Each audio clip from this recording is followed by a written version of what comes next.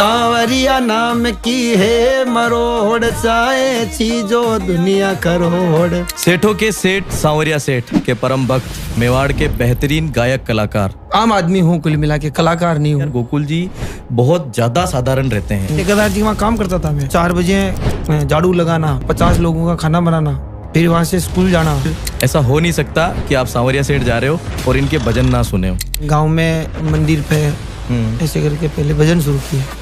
एक इनका भजन सुनने से दिन बन जाता है। सेठा में सांवरियो मोटो सेठ, मंडप्या आवे दुनिया दौड़। एक आध्यात्मिक गुरु कौन रहे आपके, जो बाहर की दुनियादारी सिखाई जिन्होंने? हाँ, ये भी किसी को नहीं पता अभी तक कि मेरे गुरुदेव कौन है। क्या सपने थे आपके उस समय? हालात खराब थे घर परिवार के, बहुत गरीब स्थिति थी। मैंने सोचा यार गोकुल शर्मा तेरे बस का सौदा नहीं आर्मी में जाने का। गुस्सा है जो ईंट को टुकड़ो जो देनी की कहीं लाख ही की। तो उस दौर के बाद फर्स्ट बार आपको स्टूडियो के अंदर कौन लेके गया? भाई साहब स्टूडियो गया, वहाँ पे मेरे को रिकॉर्डिंग ही नहीं करवाई उन्होंने। बाहर बैठा था, बैठे रह गया। वो तो मेरे को गाली निकाल देते कि चुपचाप काम तो नहीं करता, इधर उधर न जाने क्या कहा जा रहा है, ये ऐसे कहते थे। मैं थोड़ी समझता था कि कॉपीराइट क्या होता है क्या नहीं होता। उसके बाद से ऐसा क्या हुआ जो अचानक से सांवरिया सेठ के भजनों में आप गाने लग गए? सुनना पसंद नहीं करता हूँ मेरे गाने खुद के। कि आपने भी चुनाव लड़े थे। मैंने कहा गोकुल शर्मा तेरी जिंदगी का हसीन पल ये आया है। दोबारा मौका मिले अगर आपको कोई स्टेज पे जाने का, तो किस स्टेज को आप चुनेंगे? तब कई बार मंच पे रोया हूँ। मेरी क्या औकात है भगवान की भक्ति, मैं भगवान के भजन गा रहा हूँ। तो कितनी बड़ी टीम है गोकुल जी की? मेहनत का फल कुल मिला के दे देता है। गोकुल शर्मा की कोई लव स्टोरी, प्रेम कहानी भी है क्या कोई? यार ये कौन सा प्रश्न हो गया। सांवरिया सेठ के भजन बहुत ज्यादा चलते हैं, क्या यही एक वजह है जिसकी वजह से आप सांवरिया सेठ के गाने बार बार बनाते हैं? मेरी गाड़ी, मेरा बंगला, मेरा पैसा सब तेरा, ओ सब तेरो सांवरिया सेठ, मेरा तो कुछ भी नहीं, सब तेरो रे सांवरिया सेठ, अरे मेरा तो कुछ भी नहीं। सेठों के सेठ सांवरिया सेठ के परम भक्त और मेवाड़ के बेहतरीन गायक कलाकार। ऐसा हो नहीं सकता कि आप सांवरिया सेठ जा रहे हो और इनके भजन ना सुने हो। एक इनका भजन सुनने से दिन बन जाता है। तो बिना किसी देरी के बुलाते हैं आज के हमारे मेहमान गोकुल जी शर्मा को। Please welcome Gokul Sharma.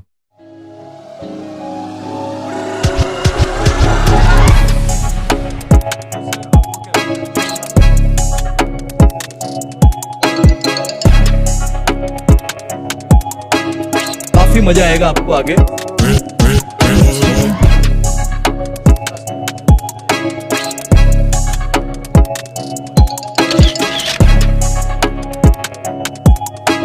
So hey guys, my name is Prince and welcome to the Prince World। तो सांवरिया सेठ के परम भक्त और राजस्थान के एक बेहतरीन कलाकार गोकुल जी शर्मा आज हमारे बीच विराजमान हैं। आइए बातचीत शुरू करते हैं गोकुल जी से। तो कैसे हैं गोकुल जी शर्मा? बस बढ़िया है। बढ़िया है। कैसी चल रही है जिंदगी? अच्छी चल रही है, ठाकुर जी की कृपा से बढ़िया चल रही है। तो पहले प्रश्न की तरफ बढ़ते हैं क्योंकि ज्यादा समय नहीं लेंगे। पहला प्रश्न हमारा ये है कि कौन है गोकुल शर्मा और क्या करते हैं? आप अपने शब्दों में अपने दर्शकों को कैसे परिभाषित करेंगे? गोकुल शर्मा एक गांव का रहने वाला लड़का है और सेठ सांवरिया जी के भजन गाता है। ठीक है। और भजन संध्या एक कार्यक्रम करता है। ठीक है। सीधी सिंपल जिंदगी जीता है। ठीक है। और कुछ 2 बातें गोकुल शर्मा के बारे में। ये तो वही बात हुई जो हर इंटरव्यू में बोली जाती है, कुछ नई बात नहीं। तो क्या है, बस आम आदमी हूँ, कुल मिला के कलाकार नहीं हूँ। ये नहीं सोचता हूँ कि कलाकार हूँ, बस आम आदमी की तरह। कभी नहीं सोचा जी मैं गायक कलाकार हूँ, बस वही हूँ गोकुल शर्मा, जो दिखता हूँ वही हूँ। बहुत सिंपल और साधारण। बस। तो इसका क्या राज है गोकुल जी, बहुत सिंपल और साधारण रहने का? बहुत जनों ने ये प्रश्न पूछा कि यार गोकुल जी बहुत ज्यादा साधारण रहते हैं। जैसे बहुत सारे सिंगर अपन देखते हैं आजकल थोड़े से लाइमलाइट में आते हैं और आप देखते हैं उनकी वेशभूषा बदल जाती है, उनका काम करने के तरीके बदल जाते हैं, गाने का तरीका तक बदल जाता है, आवाज में भी प्रभाव दिखता है उनके। तो आपके ना तो आवाज में प्रभाव दिखा, ना आपकी बोली में, ना आपकी वेशभूषा में। क्या कारण है इसके पीछे? यूँ है, देखो ये माँ सरस्वती की कृपा है। अगर अपन सरस्वती ने अपने को कुछ दिया है, माँ सरस्वती ने गाने के लिए अपन को कलाकारी दी है थोड़ी बहुत, तो इसका अपन सदुपयोग ही करें। यूँ नहीं कि अपन वो घमंड में आ जाए या फुल पावर में आ जाए, तो उससे कोई मतलब वाली बात नहीं है। इसीलिए सिंपल साधारण रहना ये इस कारण है कि मतलब जो दिया है भगवान का है, तो उसको अपन सही ढंग से यूज करें। तो कभी फेम या जैसे कहते हैं ना कोई सिंगर बनता है नया नया, फिर वो एकदम से फेम माथे में चढ़ जाती है, ऐसा कुछ हुआ कभी आपको कि यार अब लग रहा है कि मैं हूं बस? मैंने तो कभी नहीं सोचा, ना सोचता हूँ। ये कभी नहीं सोचता हूँ कि मैं कलाकार हूँ, मैं कोई हाईलाइट बंदा हूँ, कुछ नहीं हूँ। सिंपल सीधे है। ये जिंदगी जीना है, भगवान ने जिंदगी दी है, आनंद से बढ़िया जियो, सबसे हंसमुख बढ़िया प्रेम से बात करो बस। तो गोकुल जी प्रॉपर कहाँ के रहने वाले हैं? जैसे कि मेन गांव तो अपना है सवाईपुर के पास रेडवास है। इस गांव के हम रहने वाले हैं। यहाँ से हम, हमारे दादाजी परदादाजी वहाँ गए थे डोरई। मेन गांव रेडवास है और अभी का जो हाल मुकाम है वो डोरई गांव में है, तहसील बेगू, जिला चित्तौड़गढ़ में, जोगणे माता जी के पास में गांव डोरई वहाँ पे। तो अब तो थोड़े दिनों बाद बेगू के कहलाएंगे गोकुल जी। बेगू के तो क्या है, मकान बन रहा है ठाकुर जी का, उसमें बच्चे बच्ची आने जाने में पर डे स्कूल जाते हैं तो उसमें प्रॉब्लम रहती है वहाँ, इसीलिए वो वहाँ रहेंगे। कभी कभी रुक जाएंगे, बाकी मेरे को तो इधर गाँव में आना जाना है। तो बात को आगे बढ़ाते हुए परिवार के बारे में थोड़ा सा जानना चाहेंगे। वैसे सभी इंटरव्यूज में सभी लोग जानते हैं, पर वो लोग जो नहीं जानते आपके बारे में, उनको थोड़ा सा आपके परिवार के बारे में बताइए कि परिवार में कौन कौन है और वो लोग क्या क्या करते हैं। परिवार में पापा है, मम्मी है और एक सिस्टर है मेरी बड़ी वाली, जिसका ससुराल बूंदी है, और मैं हूँ और मेरा छोटा भाई है। और मेरा ससुराल इधर पास में ही है, एमपी में, जाट कनेरा गांव करके गांव है जाट, वहाँ भी मेरा ससुराल है। और पापा क्या करते हैं आपके? पापा पोस्ट ऑफिस में नौकरी करते थे, अभी रिटायर्ड हुए, अभी घर पे ही है। तो गोकुल जी को किसको देखकर ऐसा लगा कि मुझे भी गायकी में आना चाहिए? इंस्पिरेशन कौन है गोकुल जी के? हमारे गांव में क्या भजन संध्याएं होती थी पहले। डोरे की बात हो रही है? डोरे की। ठीक है। हमारे गांव डोरे में भजन संध्याएं होती थी पहले। वहां पे मैं जाता था देखने और मंच के पास में बैठता था। मंच के पास में बैठते हुए जो वो पागो ना, पागो वो थकता को, वो पागा ना पकड़ ऊँटे बड़े बैठ रहे हो, उसके पास बैठता था और मैं देखता था यार ये कैसे गा रहे हैं, कैसे बजा रहे हैं। दो ढोलके लगती थी पहले, ठीक है, रिदम दो लगती थी, 2 ढोलक वाले रहते थे। ये किस समय की बात हो रही है? ये करीबन 23-24 साल पहले की बात है। तो उस समय के जो प्रचलित कलाकार जिनको आप देख के बड़े हुए, आप हमारे गांव में आते थे ना, गोकुल जी प्रजापति है टुकड़े के वो, और घनश्याम जी वैष्णव है वो, हमारे बेगू का एक नारायण जी वेगवंशी भी आते थे, काफी पुराने मेरे से कलाकार नारायण जी वो, और ये आते थे। इनको मैंने देख देख के मैंने कहा यार अपन, एक हमारे जिया जी है वो कथा करते थे रामपुरिया के, वो भी आते थे, मैं उनके पीछे पीछे पढ़ता था। और मैंने कहा मतलब वो सिंगर है तो सिंगर के पीछे कौन नहीं लगता, मैं उनके पीछे पीछे लगता था यार, मेरे को भी कुछ सीखने में मिले या मेरे को भी कुछ सिखाए। तो फिर क्या हुआ, एक दिन वहाँ गाँव में ही भजन संध्या थी, तो गोकुल जी प्रजापति आए थे, तो मैंने उनको इनवाइट किया। मैंने कहा यार हमारे घर पे आओ आप, और चाय पी के फिर आप निकल जाना, कलाकार लोग बिजी होते हैं। ठीक बात है। फिर भी वो समय निकाल के आए। मैंने कहा एक भजन लिख रखा था हमारे 4 भजनाथ का डोरे का, वो भजन उनको दिखाया मैंने कहा ये मैंने लिख रखा है, आप मौका देख के मेरे को भजन गवाना। तो उन्होंने बोला ठीक है।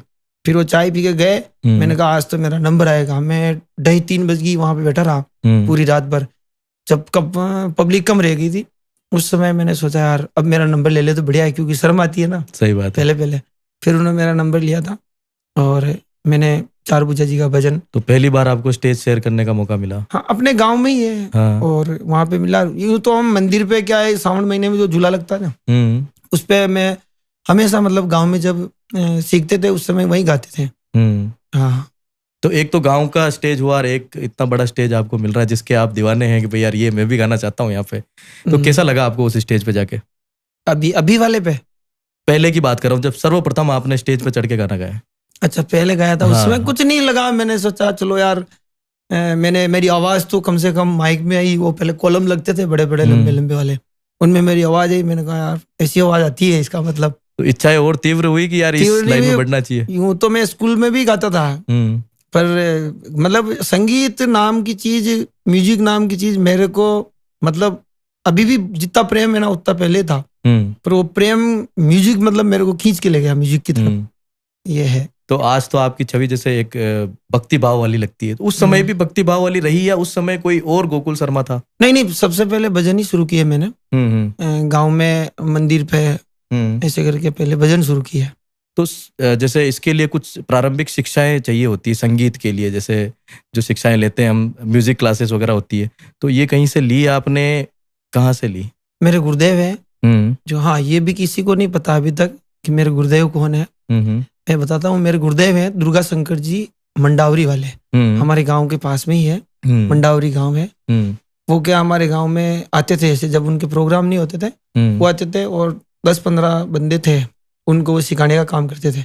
अच्छा। तो हाँ, मेरे को सबसे पहले उन्होंने हारमोनियम सिखाया, और हारमोनियम में उन्होंने क्लासिकल म्यूजिक से मेरे शुरुआत करवाई कि ये तू बजा। किस उम्र में थे आप उस वक्त? उम्र तो क्या, मैं शायद 10-12 साल का था। ठीक है। उस समय उन्होंने ऐसे ऐसे भजन दिए, और देसर लो रंग रूडो, राणा जी थारो नहीं पेरुली चूड़ो, ऐसे करके ऐसे दिए। तो उनकी स्केल भी क्या उल्टी आती है, मतलब बहुत कठिन होती है। उनसे शुरुआत करवाई उन्होंने, और उन्होंने सिखाया मेरे को हारमोनियम। फिर तो वो दमामी है, राव है समाज से, तो वो है गुरुदेव मेरे, दुर्गा। तो गायन भी उन्हीं से सीखा आपने या सिर्फ हारमोनियम? वो तो ऑलराउंडर है ना गुरुदेव। अच्छा। तो हारमोनियम बजा लेते हैं, ऑर्गन बजाते हैं, ढोलक बजाते हैं, पेड़ बजा लेते हैं, नाच लेते हैं, गा लेते हैं।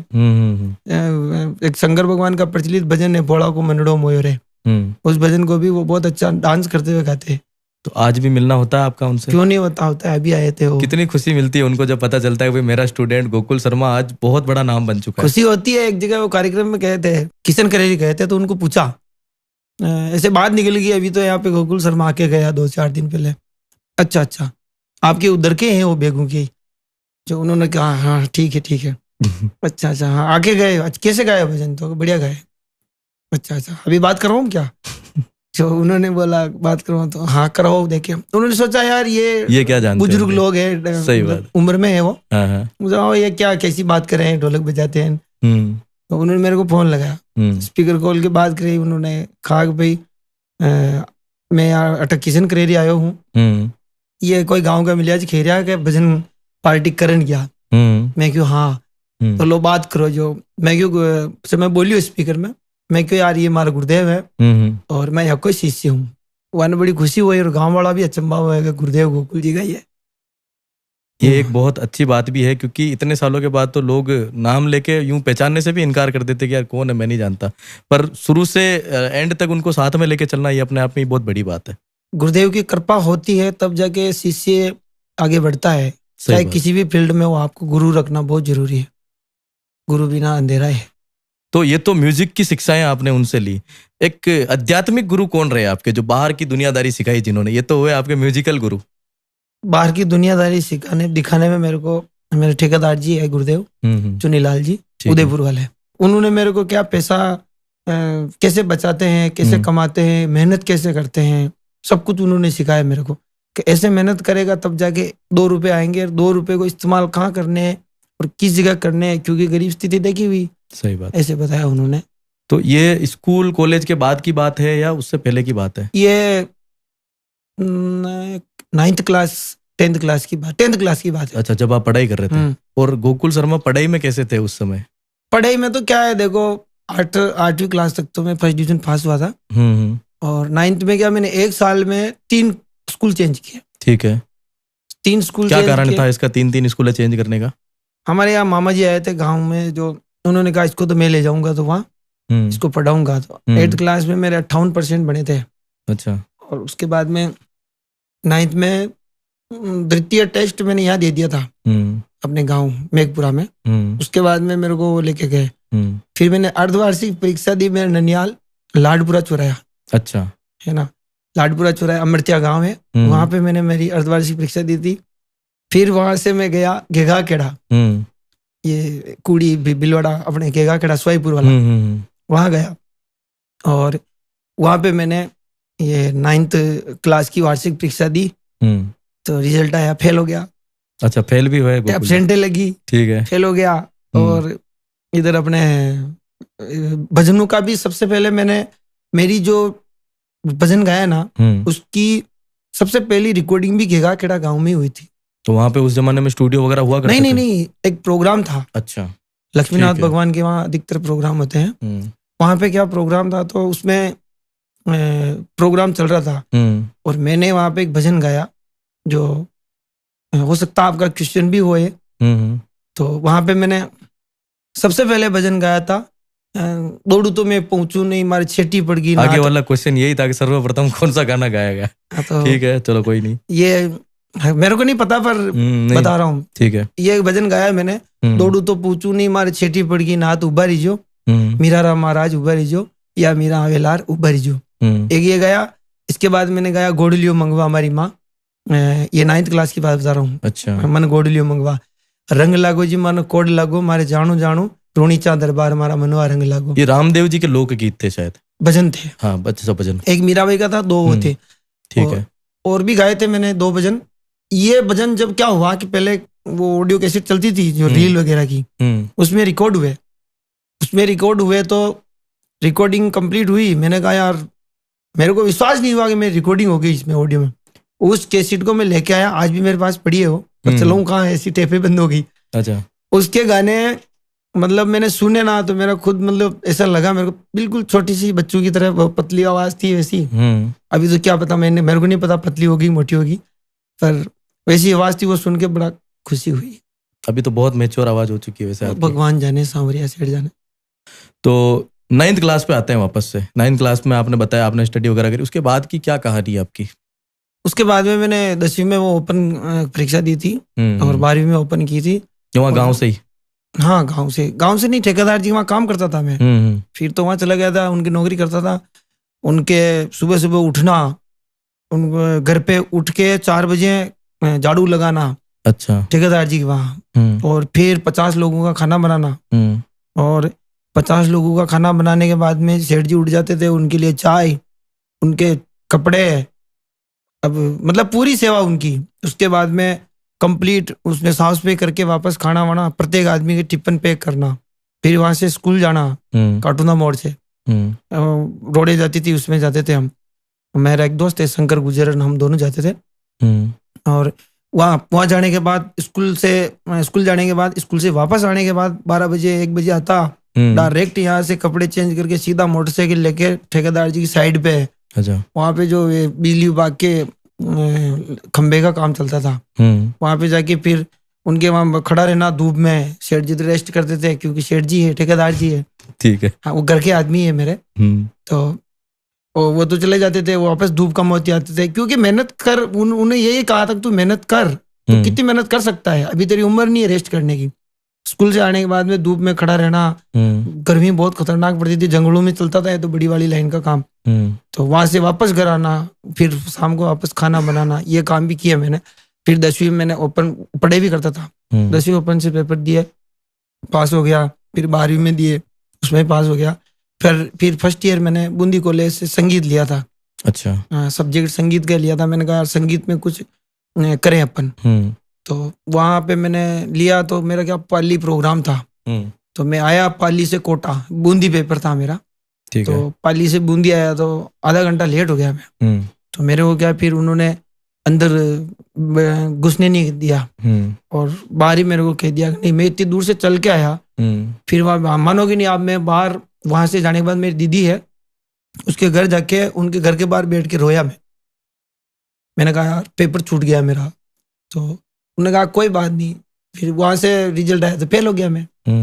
फिर तो भी मैंने कहा यार यहाँ पे अपन एक बार यहाँ से करते हैं, वापस हमारे कार्टूना मोड़ से रूपा जी कृपा जी कॉलेज से, वहां पे भी मैंने प्राइवेट ये किया, वहां पे भी पेपर दिया तो फेल हो गया। मैंने कहा आप अपने बस का सौदा नहीं है पढ़ाई से मन उठ गया, हाँ, छोड़ दो अपन, फिर छोड़ दी पढ़ाई।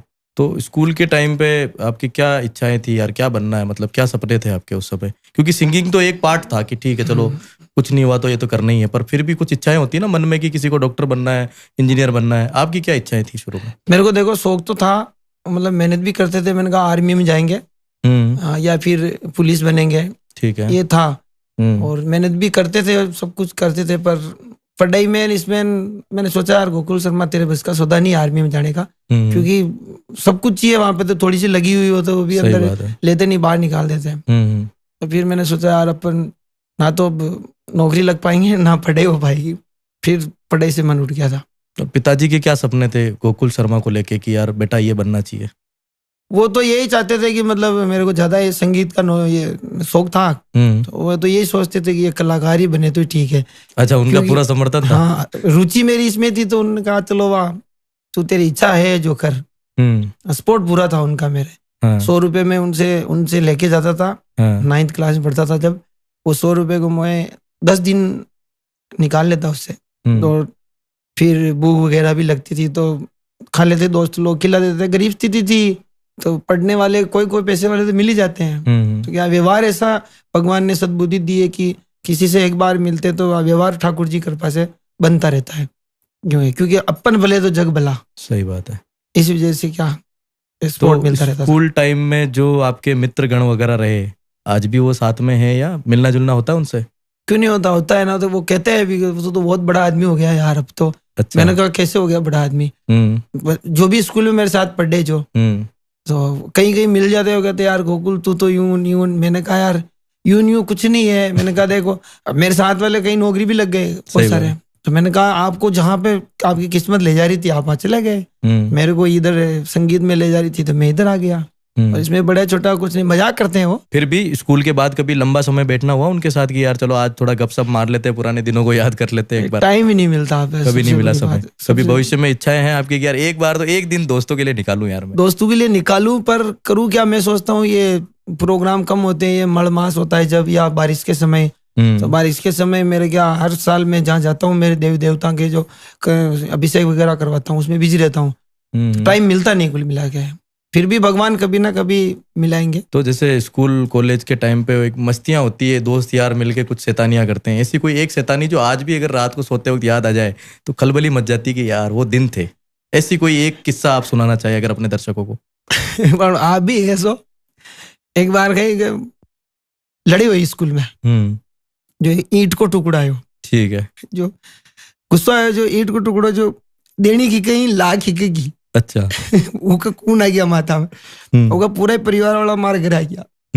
पप्पा ने कहा वो आया करा तो मुंह घुस गयो। मैं क्यों आज तो कूटी, ठीक है, घुस गयो। पप्पा ने क्यों यार के छोरोता को पत्थर फेंक्यो जो मांग छोरा के माथा में लागी। जो हमारा पप्पा मन का हाथ जोड़ी माफ कर दो, बालक है, बच्चों है, लड़े हो जावे, देरियो को दूजा को आपके लागी, इलाज करा दिया वहां। तो वह आया चतरा तक वो उठे बैठे रहे, मैं आयो को तो भी वे मैंने एक बार उन्हें बुलाओ उठे मांग सामने बुलाओ। मैं क्यों सामने जाऊं, हमारे दे पहाड़ी बने तो भाई बच्चा बच्चे ने डर लागे ना।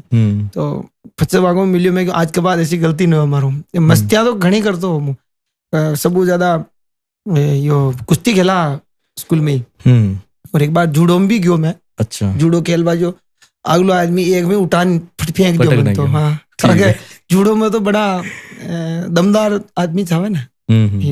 तो जैसा कि गोकुल जी आपने बताया कि आपके पिताजी गवर्नमेंट सर्वेंट रहे, तो आपको ठेकेदार के साथ नौकरी करने की जरूरत क्यों पड़ी? क्योंकि देखो उस समय में बहुत हालात खराब थे, घर परिवार के बहुत गरीब स्थिति थी। और मैं क्या बताऊं, स्कूल की जो ड्रेस होती थी ना, वो भी अगर फट जाती थी तो पहले वो अपने रजाई के वो सिलने की नहीं होते धागे, उनसे उस पैंट को सिलते थे। पीछे वो ऐसी वो क्या बोलते कारी लगाते थे, कारी लगा, हाँ, उसको वो वाली पैंटे पहनते थे। गरीब स्थिति थी, पढ़ाई के साथ में भाई पापा को 90 रुपए 100 रुपए 9th क्लास में थे तब आप? हाँ, तनख्वाह मिलती थी। तो अब उस तनख्वाह से क्या हो सोचो। तो फिर कुल मिला के इतनी खेती भी नहीं थी हमारे, तो जमीन भी सारी बांध के अंदर डोरी बांध है उसमें चली गई। तो फिर पत्थर वाली जमीन है हमारे उधर तो सारी, तो पत्थर ही पत्थर है। तो वहाँ पे खेत वगैरह भी कम थे, तो बाद में बनाए पापा ने, इन्होंने, मेरे बड़े पापा ने, सबने मिलके। तो उस स्थिति में नौकरी करना किसी के साथ मतलब करना ही मेरे को उचित लगा, क्योंकि धीरे धीरे बड़े हो रहे थे। मैंने कहा बड़ा बेटा होता है तो पिता के कंधा बराबर देता है, मैं उनके साथ में खड़ा रहता है। इसलिए मैंने सोचा भाई अपन पढ़ाई भी करते हैं और कुछ सीखने को भी मिलेगा अपने को, और पैसे भी मिलेंगे बाकी। इसीलिए मेरे को वहाँ पे 50 लोगों का खाना बनाना पड़ता था और उनके वहाँ नौकरी करी थी। तो आपके पिताजी का क्या इसमें था कि मेरा बेटा इधर जाए या नहीं जाए? नहीं, वो तो देखो क्या बोलेंगे, क्योंकि फिर भी एक उनकी क्या इच्छा रहती थी कि यार पढ़ाई वगैरह भी कर रहा है, फिर लड़का वहां भी जा रहा है, वो सारा कुछ भी देख रहा है। नहीं, उनका एक ये सिस्टम सही था कि जिंदगी में आदमी, आपको भी बता रहा हूं मैं, मेरा नॉलेज है, जिंदगी में आदमी को एक बार तो दुख आएगा, या तो शुरू में आएगा या बाद में आएगा, पर दुख अगर जो इंसान देखेगा ना उसको सुख मिलेगा, और जो पहले सुख देखेगा ना उसको भगवान करे ना आए पर दुख आता है। तो मैं पापा ने ये कहा कि तू पहले से मेहनत कर, अगर तू अभी मेहनत करेगा ना तो आगे जाके तेरे को इसका फल मिलेगा। अगर मैं पहले से रईस बन जाता, मेरे पापा को 100 रुपये मिलते, मैं तो कुछ भी करता, घर से मक्की गेहूं होते उनको चुरा चुरा के बेच ले आता, कुछ भी कर देता। फिर मैंने कहा नहीं, तो उन्होंने जैसे कहा वैसे किया मैंने। मेहनत करने वालों की जीत होती है और फल मिलता है, इसीलिए मैंने नौकरी करी। और शायद यही कारण रहा कि बहुत कुछ आपको जिंदगी के बारे में वहां से सीखने को भी मिला ना, क्यों नहीं मिला। अगर मैं घर से 8वीं क्लास पढ़ाई करने के बाद 9th में बाहर नहीं जाता, अमृतिया लाडपुरा नहीं जाता, गेगाखेड़ा नहीं जाता, तो ना तो मैं इतने सिंगर इसमें आता, और ना मेरे को ठेकेदार जी मिलते, और ना मेरे को मार्केट देखता। सब कुछ मतलब घर से बाहर निकलने के बाद ही मिला है। ठीक है। तो उस दौर के बाद फर्स्ट बार आपको स्टूडियो के अंदर कौन लेके गया आपको?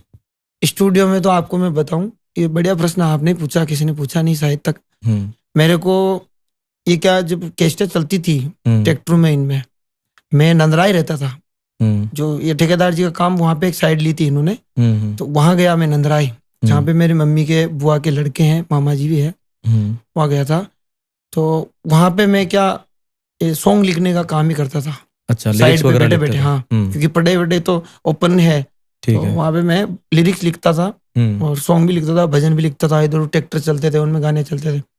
वहां पे मैंने के सबसे पहले एक मतलब कैसेट के गाने लिखे, बन्ना सा का ब्याह में नाचूं, दे दे तालियां, माने भी परना दे भाई, लाडी लहू लारा लारा, ऐसा करके कुछ 8 ये लिरिक्स लिखी थी आपने? हाँ, 10 गाने गाया लिखे। किसने था? मैंने गाया ना, बता रहा हूँ सारी बातें, बता रहा हूँ सारी बातें। तो यहाँ से ये गाने लिखे थे मैंने, वो गा के बताऊं आपको? बिल्कुल, ये वाला गाना तो गा के बताना पड़ेगा, क्योंकि इससे आपकी यादें जुड़ी है बहुत सारी। ये स्टार्टिंग वाली मैं बता रहा हूँ, जो मैंने कैसेट गाई थी स्टूडियो में, और कहाँ गाई थी वो बताऊंगा। अरे बन्ना सा का ब्याह माई नाचू दे दे तालिया, अरे बन्ना सा का ब्याह माई नाचू दे दे तालिया, माने परना दे, माने भी परना दे, माने भी परना दे बाई, लाडी लाऊं लारा लारा। मतलब जैसे कि उसका ब्याह हो रहा है, इसके साथ में मेरी भी शादी करवा दो। अच्छा। तो मैं भी मेरे लुगाई लाऊं, मतलब ये सोच गाने के बोलते। हाँ, गाने के बोलते। सोच क्यों आई? क्योंकि इधर उधर जो गाने सुनते थे उस समय, सबसे ज्यादा गाने भी यही, ये लोकगीत वगैरह का यही चलते थे, बन्ना बन्नी के, काले कूद पड़ियो रे मेला में, ऐसे। तो ऐसे करके मैंने 12 गाने लिखे थे। ठीक है। फिर 12 गाने लिखे मैंने। आप सुनना, आप मेरी शुरुआत कैसेट है कहाँ से क्या हुई। तो 12 गाने लिखे और मैंने लगाया शंकर सीरीज कैसेट वाले के फोन, जयपुर। ठीक है। पहले उस कवर पे नंबर आते थे, उस पे लगाया मैंने फोन। मैंने कहा यार मेरे को ऐसे रिकॉर्डिंग करनी है। तो उन्होंने कहा कि रिकॉर्डिंग करनी है तो आ जाओ। कितने गाने? मैंने कहा भाई 8-10 गाने जो आपके इसमें आते हैं वही, ए साइड बी साइड करके कैसेट को पलटी लगाते हैं। ठीक है। मैंने कहा भाई कितने रुपए लोगे? उन्होंने कहा भाई 5,000 रुपए लगेंगे उस समय 5,000 रुपए लगेंगे। तो 5,000 रुपए, मैंने कहा भाई मेरे पास कहाँ है 5,000 रुपए, और ठेकेदार जी से मांगू तो वो तो गुस्सा करते, वो तो मेरे को गाना ही नहीं गाने देते थे। सही बात। वो तो मेरे को गाली निकाल देते कि चुपचाप काम तो नहीं करता, नहीं इधर उधर न जाने क्या कहाँ जा रहा है, ये ऐसे कहते थे। वो उनकी सोच थी कि ठेकेदार बनूं, तो वो तो जाने नहीं देते थे। फिर मैंने क्या हुआ, मेरे राधेश्याम मामा जी है, उनको कहा, मैंने कहा मामा जी आप 5,000 रुपये ले और अपन दोनों जयपुर चलते हैं, वहाँ पे रिकॉर्डिंग करके आते हैं। मेरे मामा जी ने हम दोनों गए। तो वहाँ पे अब देखो शहरों में जाते हैं, कोई गरीब आदमी होता है। पहली बार जयपुर गए उस दिन आप? पहली बार जयपुर गाने के लिए गया, बस में गए थे। एक बड़ा झोला है मेरा बैग, अभी भी मैंने उसको रख रखा है स्टूडियो में व्यवस्थित। उसको लगाया, मेरी आदत थी, इतनी सारी बुकें उसमें गाने लिख लिख के, और पुरानी छपी हुई गानों की किताबें सारी थी। तो उसको लेके मैं चला गया वहाँ गए तो सबसे पहले उन्होंने पैसे मांगे। हमने उनकी शॉप पे पैसे जमा करा दिए। फिर उन्होंने कहा टेम्पो पकड़ो और लाल कोटी करके कुछ ऐसा ही है, वहां चले जाओ। तो वहां पे हम गए, 1.5 घंटे तक स्टूडियो के बाहर ऐसे पेड़ के नीचे बैठे रहे।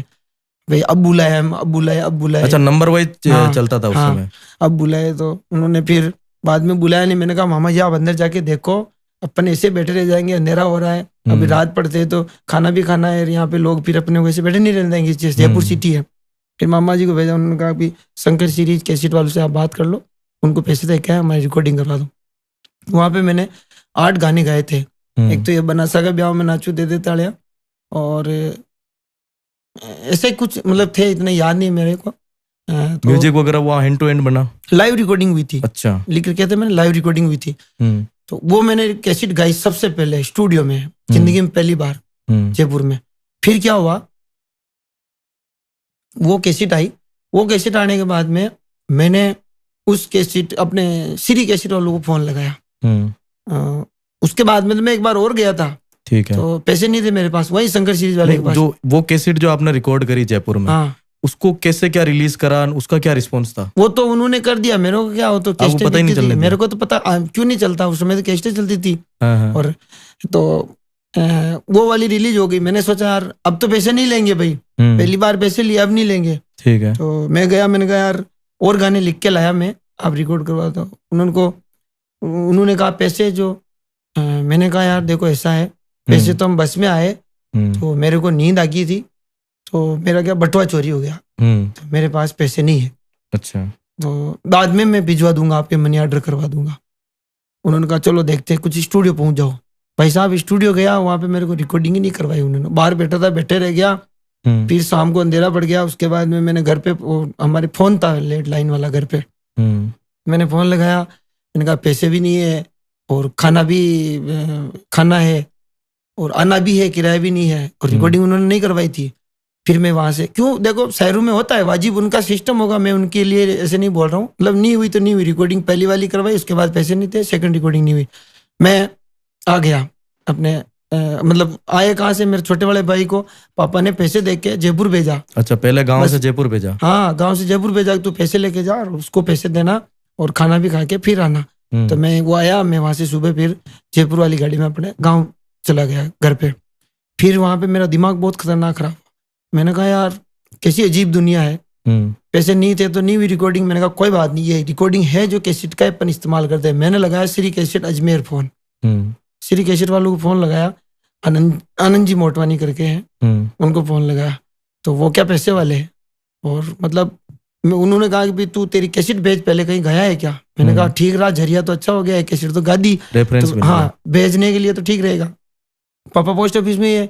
मैंने कहा इसको आप करो पैक, और ये इनका पता है श्री कैसेट वालों का दरगाह बाजार, वहां पे इनको भेजो।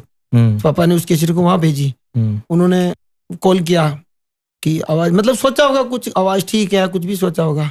उसने कहा कि आजा, ठीक है। तो मेरे तो जमीन किसी की, मैंने कहा उसने बुला लिया मेरे को, कुर्सी का ठिकाना ही नहीं रहा। तो मैं भाई साहब उसी समय बैठा, लिया अपना झोला, वही पीछे वाला बैग लिया, चला गया अजमेर। वहां पे जाके बैठा, मैंने कहा एक बार मेरे पापा का फोन कर दो, मैं अजमेर आ गया। तो उनके भी वो लैंडलाइन फोन थे, उस फोन से हमारे घर फोन कर दिया। पापा ने कहा छोड़ा बच्चा है भी, और इसका ध्यान रखना, और ज्यादा होशियार नहीं है अभी, बच्चा है। तो उन्होंने कहा आप निश्चिंत रहे, आपके बच्चा एकदम हम लेके जाएंगे और हमारे साथ ही। मैंने कहा मैं सुन रहा हूँ उनकी बातें। फिर फोन कटा, और उन्होंने इतना सा कहा कि ध्यान रखना तुम। मैंने सोचा अजमेर में रिकॉर्डिंग हो रही होगी, ठीक है। तो मैंने कहा भाई इनका स्टूडियो, जयपुर गए तो आसपास ही स्टूडियो था। उन्होंने तो कहा कि तेरा बैग कहाँ है, मैंने कहा ये पड़ा है। तो चलो, उन्होंने क्या टिकट विकेट करवा दिए दिल्ली के स्लीपर में। हाँ, अच्छा। तो टिकट विकेट करवा दिया, वहां से सीधे दिल्ली के लिए बस में बिठा दिया। मेरे को कहा कि ये तेरी स्लीपर है, ये तेरे खाने का पैकेट है, ये तेरे पानी की बोतलें हैं, ये तेरे ओढ़ने के लिए रजाई है, सो जाना। मैंने कहा ये तो बताओ चल कहाँ रहे। अच्छा, वो साथ में चले आप? हाँ, ठीक है। उन्होंने कहा दिल्ली चल रहे हैं। मैंने मेरी जिंदगी में दिल्ली नहीं देखी, जयपुरी पहली बार गया दिल्ली। उन्होंने कहा दिल्ली चल रहे हैं, मेरे को ठीक है चलो। गया मैं दिल्ली, दो बंदे थे वो, एक तो आनंद जी खुद थे, एक आदमी और थे, दोनों गए। वहां उतरे, सुबह सुबह ऑटो किया उन्होंने, होटल लेके गए। होटल पे गए तो उन्होंने कहा ये तेरा रूम है, ये हमारा रूम है। अच्छा। या तू आराम से गाने कंप्लीट कर ले। तो मैंने कहा भाई गाने कंप्लीट, लिखने में क्या फास्ट था, तो वहीं पे मैंने बैठ के 8 गाने तो लिखे। और अच्छा। उन्होंने कहा कि जो तूने अभी वहाँ शंकर सीरीज में जो कैसेट गाई थी ना, वो सेम की सेम कैसेट वापस गानी तेरे को। अच्छा, वो गाने तो सेम गाने वापस रिकॉर्ड करने, सेम के सेम रिकॉर्ड करने। मैं थोड़ी समझता था कि कॉपीराइट क्या होता है क्या नहीं होता, मैंने तो गा दिए सीधे सीधे। वो क्यों, एक पूरी कैसेट गा दी। स्टूडियो में गया, एस कल्याणी स्टूडियो में, तो उन्होंने कहा कान में मैं वो पहले लूंग पहनता था। उन्होंने कहा ये पहाड़ी इलाके से आया क्या? तो मैंने कहा आया हूँ राजस्थान से। अच्छा ठीक है, पहाड़ी इलाके तुम्हारे उधर ये पहनते वो पहनते? मैंने कहा सब पहनते हैं, राजस्थान से हूँ मैं, मेवाड़ से। तो उन्होंने एक रिकॉर्डिंग करवाई उनके स्टूडियो में। फिर और उन्होंने कहा कि दूसरे स्टूडियो में चलते हैं, तो एक प्रीतम भाई के स्टूडियो में लेके गए, वहां पे भी एक कैसेट गाई, 2 कैसेटें हो गई। उसके बाद में बंदा घर पे आ गया, अब टोटल मेरी कैसेटें होगी 3। उसके बाद में तो भी नहीं रुका मैं, मैंने नाइस म्यूजिक कंपनी पाली, उनके लगाया फोन। तो उन्होंने भी कहा कि वो भी सिंधी है, तो उन्होंने बोला कि भाई आजा, तो रिकॉर्डिंग भेजी उनको भी पहले, आजा भाई आजा। उनके वहाँ गया तो फिर तो मेरे को थोड़ा बहुत समझ में आ गया, मतलब कि रिकॉर्डिंग कहीं दूसरी जगह होती है। अच्छा। पाली गया, पाली जाने के बाद उन्होंने सीधा बोला कि ये बस है बालोतरा वाली, इसमें बैठ और बालोतरा चले जा। मैंने कहा बालोतरा कहाँ है, क्या है, मैं तो कुछ समझता नहीं। उन्होंने कहा तो इस बस में बैठ जा और वहां जाके इस नंबर पे फोन कर देना STD से। मैंने कहा ठीक है। ठीक है। तो मैं चला गया बालोतरा गया, वहाँ पे इंद्रजीत शर्मा है, बहुत अच्छे इंसान है और बढ़िया, मतलब बढ़िया मेरे को सपोर्ट किया उन्होंने। तो उनके वहाँ चला गया मैं, इंद्र जी के वहाँ जाके उन्होंने कहा कि भाई, मैंने कहा भूख लग रही है सबसे पहले तो, भाई मांग लेते इसमें क्या। मैंने कहा भूख लग रही है, तो उन्होंने वो समोसा मंगवाया था। तो वहां पे मैंने कौन सा गाना गाया, चोरी घुस गई रे मेला में समोसो मिर्ची को खायो। अच्छा। ये गाना, वही समोसा खाया मैंने, वहीं पे ये गाना गाया था। ऐसे करके वहां पे भी 8 गाने गाए। कोटा का स्टेशन पे, कमली रपट पड़ी रे बूंदी का स्टेशन पे, केवरम कुड़ी सुन जमकुड़ी एक हमारी बात, तर देवरियो मिसकोल गणा मारे जमकुड़ी। ऐसे करके ये उसी टाइम लाइव लिख के आपने रिकॉर्ड किए सारे? वही लाइव, वहीं बैठ के। ऐसे हुई केस्टू की शुरुआत। ठीक है। और उसके बाद में तो जैसे कि बालोतरा, जयपुर, फिर बाद में जयपुर गया मैं। तो जयपुर BSB स्टूडियो में फिर तो क्या अपने खुद के हिसाब से करने लगे। मैंने कहा यार कुछ ना कुछ अपने को करना पड़ेगा। तो मैं क्या रिकॉर्डिंग करने गया था BSB स्टूडियो में वहाँ पे। तो मैंने वो गाना गाया, मतलब अपने भजन, कृष्ण भजन की रिकॉर्डिंग की थी। और उसके बाद में माता जी की रिकॉर्डिंग करी थी, ठुमक ठुमक ने चाल भवानी। ये 2 एल्बम मैंने भगवान के गाए थे। फिर मैं बाद में मेरे कोई कंपनी का था कि यार रिक्वायरमेंट थी कि तू बना बनी के गीत गा। तो बना बनी के गीत रिकॉर्ड करने के लिए वापस जयपुर गया। तो ओमनी थी अपनी, मारुति ओमनी ले ली थी। फिर तो वहाँ गया, तो उस समय मैंने, वो तो 2009 में 10 में गाया मैंने एक गाना, आटो किसी चिकी को खायो ब्याण मोटी होगी। ये सबसे ज्यादा प्रचलित हुआ था। और उसके बाद में तो अपने ये मेवाड़ी ब्रदर्स राजू जी ने स्टूडियो खोल दिया था। तो इनके यहीं पे रिकॉर्डिंग करने लग गए थे। यहाँ पे एक भजन गाया था मैंने, जो अभी तक शायद आपको भी पता नहीं होगा। ढोल नगाड़ा बजा करे भेरू जी को भोपो नाचा करे, थाली मांदड़ बजा करे भेरू जी का डीले पे छाया पड़े। ये भजन मैंने गाया। तो ये भजन उस समय कैस्टो में बढ़िया चला था। और इसी भजन को गीता बहन रेबारी ने गा रखा है कि ढोल नगाड़ा बजा करे मारो कानूडो रास रसिया करे। तो इसमें मैंने, मेरे नीचे मैंने कहा कि भाई, मैंने कंपनी को फोन किया। मैंने कहा देखो लिरिक्स मेरे हैं, मेरे को केवल मात्र मेरा नाम चाहिए, ना कि मुझे पैसे चाहिए। उन्होंने कहा पैसे ले लो आप गाने के, आपकी लिरिक्स है। तो मैंने कहा मेरे को पैसा नहीं चाहिए, मेरे को मेरा नाम चाहिए। आज भी उसी भजन के नीचे स्पेशल लिरिक्स थैंक्स में गोकुल शर्मा लिखा हुआ है। वो भजन यहाँ गाए थे। उसके बाद में तो मेवाड़ी ब्रदर्स में खूब सारे गाने गाए। तो उसके बाद मेवाड़ी ब्रदर्स के साथ ऐसा क्या हुआ जो आप उनके साथ गाना बंद कर दिए या अपना खुद का स्टूडियो खोल लिया, या क्या हुआ? ऐसा क्या हुआ, कुछ नहीं हुआ। राजू जी तो मेरे खास दोस्त, आज भी मित्र खास दोस्त थे। एक्सपायर हो गए, भगवान बहुत बुरा किया। राजू जी मेवाड़ी मेरे खास मित्र थे। और शैतान जी मेवाड़ी उनके बड़े भाई है ना, वो दोनों भाई मतलब बहुत सपोर्ट किया मेरा उन्होंने। मैंने स्टूडियो खोलने की तो इसलिए सोची कि अपने घर स्टूडियो खोलने का। यहाँ पे क्या, राजू जी का अकेला एकमात्र स्टूडियो था अपने मेवाड़ में। तो इनके यहाँ इतनी भीड़ पड़ती थी, इतनी भीड़ पड़ती थी, मतलब 2-2, 3-3, 4-4 दिन, 5-5 दिन की वेटिंग करनी पड़ती थी रिकॉर्डिंग करने के लिए। तो मैंने कहा यार चलो कुछ आता जाता तो है नहीं, फिर भी मैंने कहा यार राजू जी, शैतान जी, अपने वहाँ भी स्टूडियो खोल रहा हूँ। तो उन्होंने कहा कोई बात नहीं, खोल लो। दोनों भाई आए स्टूडियो में, शैतान जी, राजू जी, और इनके सानिध्य में हुआ था काम।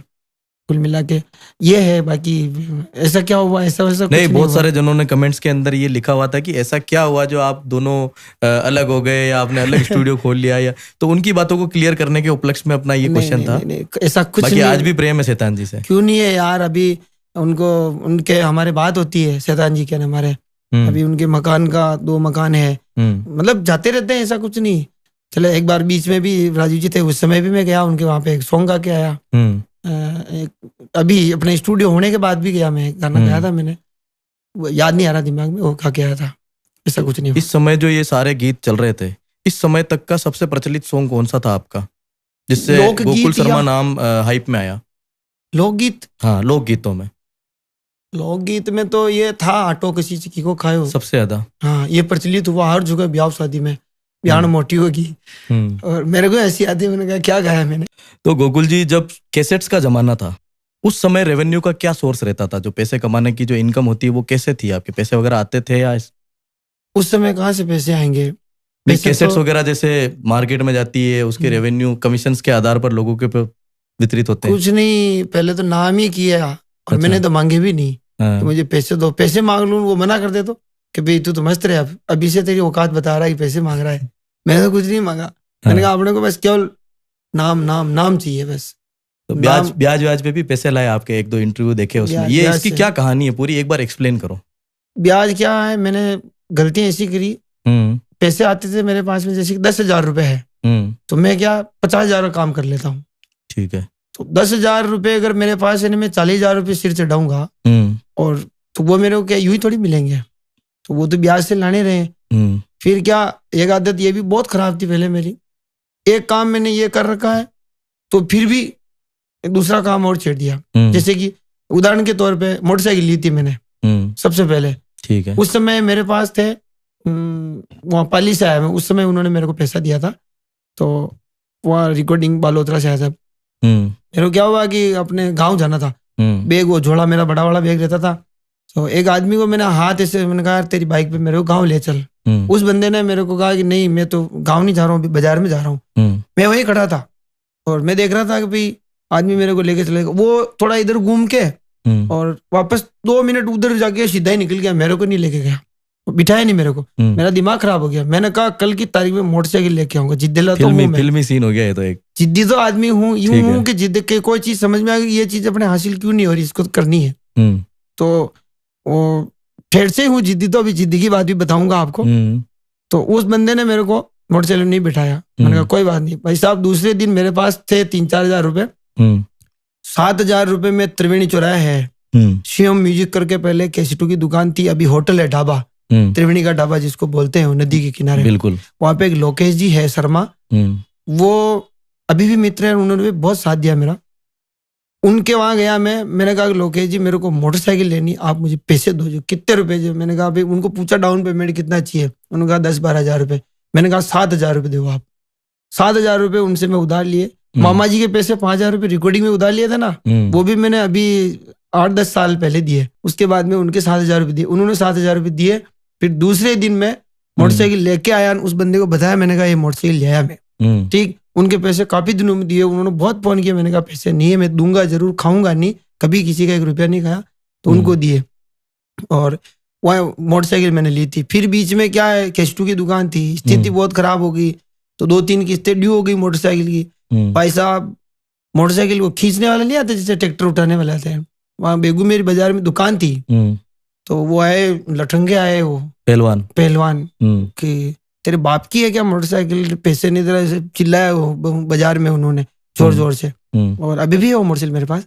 तो उनका पैसे दे नहीं तो मोटरसाइकिल जाएगी, तेरे को पता नहीं चल रहा, ब्याज लोन ले लिया, पैसे नहीं चुका रहा। मैंने कहा है नहीं भाई साहब, दे दूंगा, घर आ जाएगा। फिर मैंने ठेकेदार जी को फोन किया, ठेकेदार जी आए, उनकी जो किस्त बकाया थी उनको वो पैसा दिया।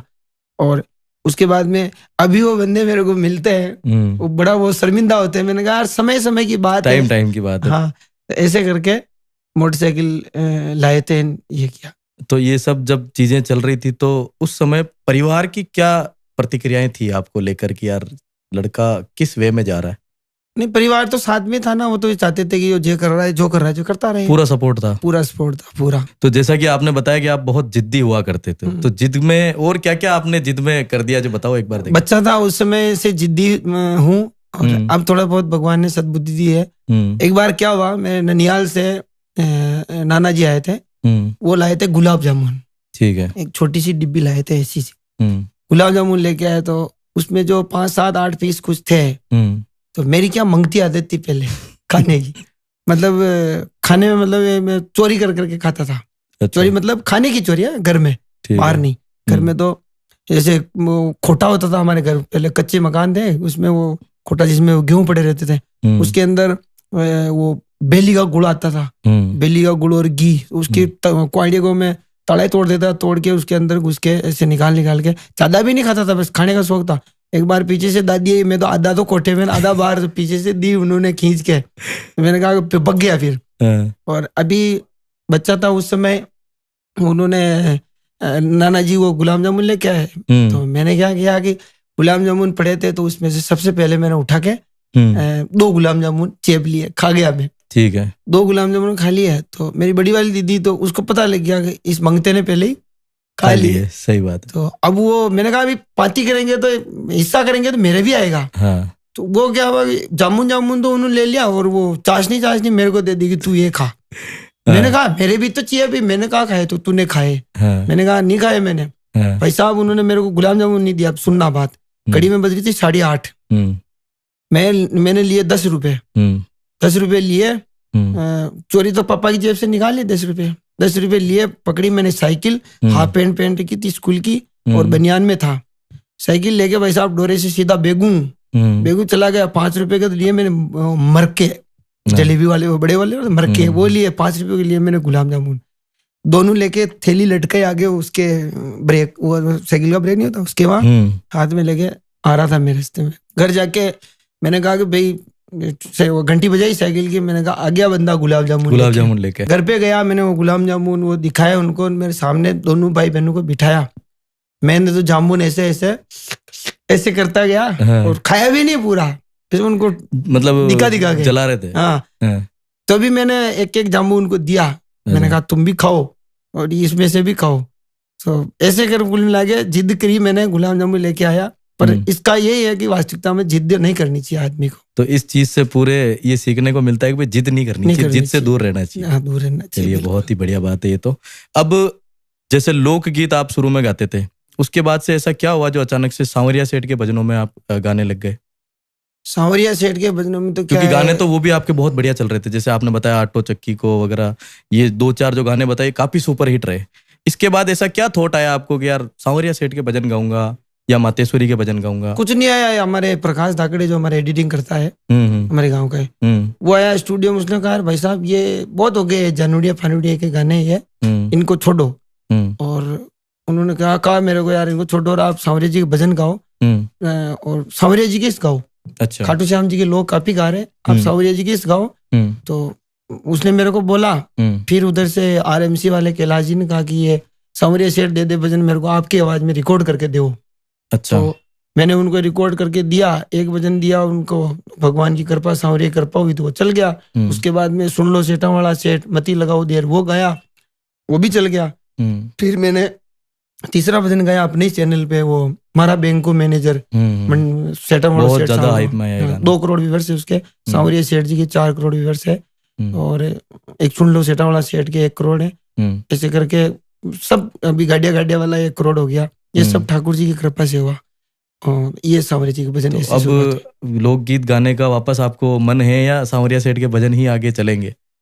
मन, हाँ मन, मतलब आपके मन से क्या इच्छा निकलती है? मैं ये सोचता हूँ, मैंने पहले भी इंटरव्यू में बताया कि मैंने वैसे गाने क्यों गाए।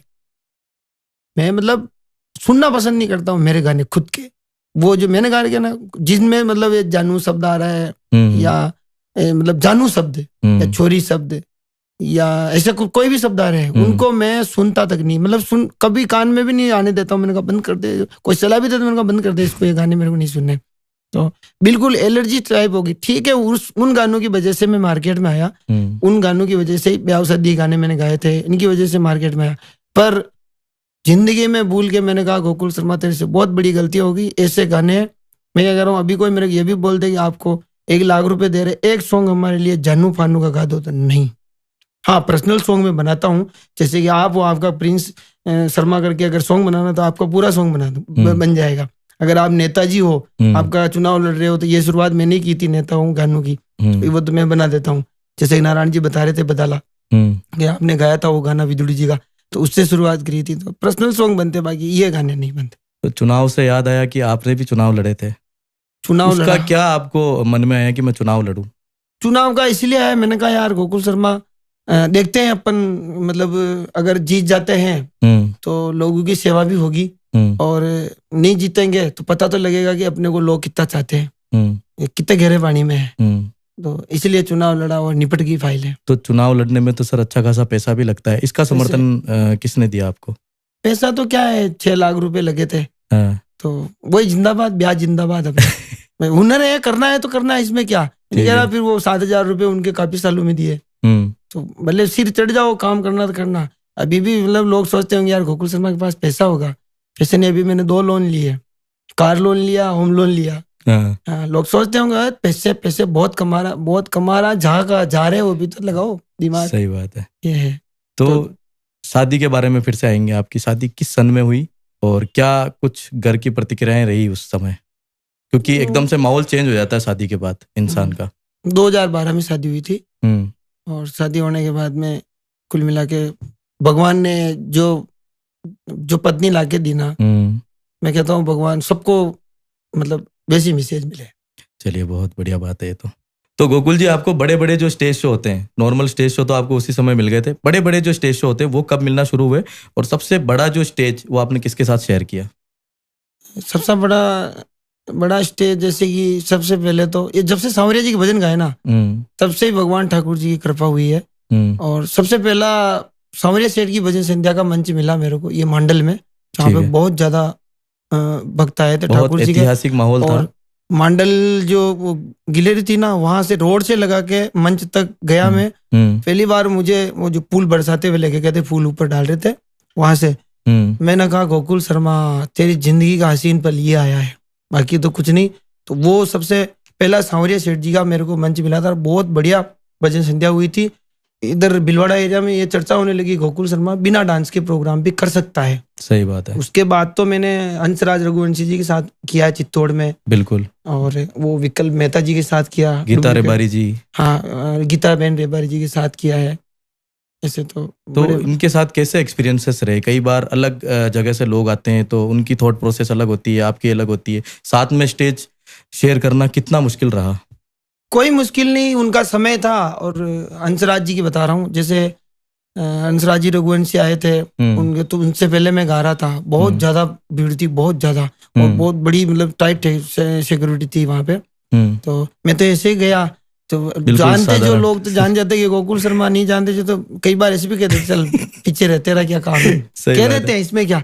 तो ऐसे गया वहां पे, और जब आए हंसराज जी रघुवंशी तो मैंने माइक में भी बोला कि अपनी मेवाड़ की धरती है, ये हिमाचल से आए, इनको बताएं आपकी मेवाड़ की जनता में, मेवाड़ की तालियों में कितना पावर है। सही बात है। तो जोरदार से ताली बजाई, उनका स्वागत भी किया। मैं गा रहा था उस समय, वही आए थे, तो मैंने कहा अभी अपना मेवाड़ मान सम्मान के लिए तो ताली बजाए, ऐसे करके स्वागत किया। और बहुत इतने अच्छे अच्छे भजन गाए, बहुत बढ़िया। और इतने बड़ा कलाकार होते हुए हम जब अंदर बैठे थे ना ग्रीन रूम में, मतलब ऐसे सिंपल आदमी की तरह बैठे, उनके मैसेज भी थी, भाभी जी थे, हम 3 आदमी अंदर थे। उन्होंने मतलब ऐसा लगा नहीं मेरे को कि यार कोई बड़ा स्टार के साथ में मतलब बैठा हूं मैं। ये चीज अच्छी लगती है, ये सीखता हूं मैं लोगों से। और एक गीता बहन रबारी के साथ कैसा एक्सपीरियंस? वो भी बहुत बहुत गुड पर्सन है। गीता बहन आए थे, उन्होंने कहा आपका सांवरिया सेठ दे दे भजन सुनाओ। मैंने कहा वो बड़ा है, आपको रुकना पड़ेगा। उन्होंने कहा कि बिल्कुल रुकूंगी, मैं सुन के जाऊंगी। जबकि ज्ञान जी उनके पति है, वो थोड़ी जल्दबाजी कर रहे थे, चले। तो फिर गीता बहन ने उनको कहा रुको, ये भजन सुन के चलेंगे। उनका फेवरेट भजन है, उन्होंने बताया। बहुत अच्छे इंसान है। आपका फेवरेट स्टेज शो कौन सा था जहाँ आपको खुद भी बहुत मजा आया कि यार यहाँ मजा आ गया? मजा तो देखो ऐसे तो ठाकुर जी के कृपा से हर जगह आता है। हाँ। हर जगह मजा आता। मजा मतलब भगवान की भक्ति में मजा ही है, चाहे आप 1000 लोग हो, चाहे 1,00,000 लोग हो। मजा तो वो जो भजन, देखो अपने को अपना काम करना है और अपने को भक्ति मतलब भगवान की भक्ति को बढ़ाना है। तो मजा तो ऐसे कम हो तो जाता, हर मंच एक समान है। दोबारा मौका मिले अगर आपको कोई स्टेज पे जाने का, तो किस स्टेज को आप चुनेंगे कि यार वो वाला स्टेज सबसे बढ़िया था मेरे लिए? सब बढ़िया है, देखो यार इनमें कोई पर्टिकुलर में एक का नाम, सब बढ़िया है, क्योंकि सब मंच एक जैसे ही मिले मेरे को। और कुछ कोई खास हो तो ठाकुर जी जहाँ सांवरिया जी की भजन संध्या होती है, तो वो तो कुछ खास ही होता है मंच, क्योंकि वहां पे तो मतलब आंख बीच के। और एक और मैं आपको बताता हूँ, कई लोग सोचते होंगे कि ये भले आपका प्रश्न हो मत हो, मैं बता रहा हूँ मेरे दिल की बात। कई बार लोग सोचते हैं कि यार गोकुल शर्मा बेसुरा गाता है, सोचते होंगे कनसुरा गाता है। कनसुरा मतलब आवाज भटक जाना। ये मेरी आवाज जब भटकती है, आप कभी भी देखना उठा के, जब मेरे मतलब दिल के तार है ना कनेक्शन, जो मतलब मैं ऐसे डूब जाता हूँ कि यार भगवान की मेरी क्या औकात है, जो भगवान की भक्ति, मैं भगवान के भजन गा रहा हूँ, उस समय मेरे स्वर भी छूट जाते हैं। और मतलब कई बार मंच पे रोया हूँ मैं। निनामिंदी गुराई भजन गा रहा था मैं रतलाम में, उस समय मतलब क्या बताऊँ, आंख से आंसू निकलने लगे। मैंने कहा यार मेरी क्या औकात है, सांवरिया जी के कितने भक्त हैं, और ठाकुर जी ने मतलब इतना सा मेरे को गुणगान करने का मौका दिया है, इसलिए मेरा स्वर भी कई बार डिस्टर्ब होता है। तो मेरे खुद को डिमोटिवेट पता भी है। हो जाते हैं गोकुल जी बस कभी स्टेज पे? वही है, वो ठाकुर जी की भक्ति में होते हैं। और ऐसे ऐसे चमत्कार सांवरिया सेठ जी के तो मैंने देखे हैं खुद ने, इसलिए होता है। तो ऐसे कोई सांवरिया सेठ के भजन में आपको खुद सांवरिया सेठ का किरदार करने का मौका मिले तो क्या आप करेंगे? माफ करो, किरदार मेरी क्या किरदार औकात की है? बात हो रही है। मतलब कैसे, मैं समझा नहीं। जैसे रोल करते हैं श्री देवनारायण भगवान के, तेजा नहीं जी नहीं के, नहीं नहीं नहीं नहीं कभी आपकी इच्छा नहीं हुई? नहीं हुई, क्या होगी भी नहीं। अरे ठाकुर जी निज मंदिर में बैठे वही भगवान सांवरिया सेठ है। उनकी जो, अगर आपके यहाँ तस्वीर लग रही है ठाकुर जी की, तो वो सांवरिया सेठ है। अपन नहीं है, अपनी औकात नहीं है, मेरी औकात नहीं है कुल मिला के। तो कोई ऐसा भजन रहा जिसके अंदर उनकी जरूरत है आपको? जैसे अपन सीरियल वगैरह देखते हैं, उनमें हाँ, श्री कृष्ण का रूप हाँ, निभाते हैं लोग, हाँ। तो उसके लिए आप करेंगे या नहीं करेंगे उस तरह का भजन? नहीं, भजन तो कर लेंगे पर रोल वगैरह नहीं। आप नहीं करेंगे खुद कुल मिला के? मेरे को तो शर्म आती है, रोल वोल अपने से नहीं होते। मैं तो वीडियो में कहाँ दिखता हूँ, ठाकुर जी के भजन आते हैं ना, उसमें बहुत कम चांस दिखते, कोई कोई ज्यादा यूं। हमारे वो वीडियो एडिटर है भाई प्रकाश जी, गोकुल जी दाकड़, ये करते हैं। बनवारी सेन है जो हमारे स्टूडियो में गाते हैं, वो ज्यादा ही कहते हैं कि भाई साहब दिखा करो आप कभी कभी वीडियो में ऐसे। मैंने कहा मेरे को हाईलाइट नहीं होना है, अपने को भगवान के भजन गाने हैं बस। एक बीच में भी एक विवाद उठा था स्टेज पे डांस वगैरह को लेके, नृत्यांगनाएं अपना डांस व्यक्त करती वहां पे, तो इसमें पहले आपके जो भजन हुआ करते थे उसमें तो डांस वगैरह भी होते थे, लोकगीत वगैरह जो स्टेज पे होते थे, आजकल नहीं होते हैं। और इसमें आपको पर्सनल क्या मानना है, आपकी क्या सोच है इसको लेके? मेरी सोच तो ये है कि पहले जो हुआ मेरी गलती है कि मैंने ऐसे ऐसे लोकगीत भी गाए मैंने प्रोग्राम में, जानू कटे मिले लील, ये कोई मतलब कहने से शर्म आ रही मेरे को, मैंने ऐसे क्यों गाए, ठीक है। और जैसा कि अभी जो मेरे हिसाब से जो वातावरण चल रहा है सेठ जी का, सांवरिया सेठ जी का, और सांवरिया सेठ जी के भजनों में मतलब क्या बताऊं आपको कि मेरे को फोन आते हैं, यार गोकुल जी आपको आना है और प्रोग्राम है और हम 2-3 डांस कलाकारों को बुला रहे हैं। तो मैंने उनको एक ही बात कही है, भाई मेरे फर्स्ट बात तो ये कि मेरे भजन लेडी डांस कलाकार डांस करे वैसे अभी है नहीं। जो प्रचलित भजन है उनके ऊपर खुद भगवान ठाकुर जी के भक्त डांस करते हैं, ठीक है। एक तो ये है, अगर आप फिर भी कोई जो लड़कियां हैं डांस करने वाली, मैं देखो किसी के लिए बुरा ही नहीं, किसी के पेट पे लात नहीं मारता, ठीक है। आपको उनको बुलाना है आप बुलाओ, क्योंकि वो भी उनके भाई चोस दी तो चुगो भगवान सांवरिया सेठ सबको देते हैं। तो मैं किसी के लिए मना नहीं करता। मैंने उनको यही कहा, मैंने कहा मैं अगर आऊंगा, मैं भजन गाऊंगा और लड़कियां वहां पे डांस करेगी तो मैं तो मेरे भजन गाऊंगा, उनको खुद को शर्म आएगी। सही बात है कि हम क्या डांस करें, फिर वो सोचेगी यार कि कैसे कलाकार को बुला लेते हैं, हमारी कला तो हम दिखा नहीं पा रहे। तो मैंने उनको मना कर दिया, आज के बाद मैं कोई भी प्रोग्राम में डांस कलाकार को मैं मतलब नहीं नचाऊंगा, चाहे मैं घर बैठा रह जाऊंगा।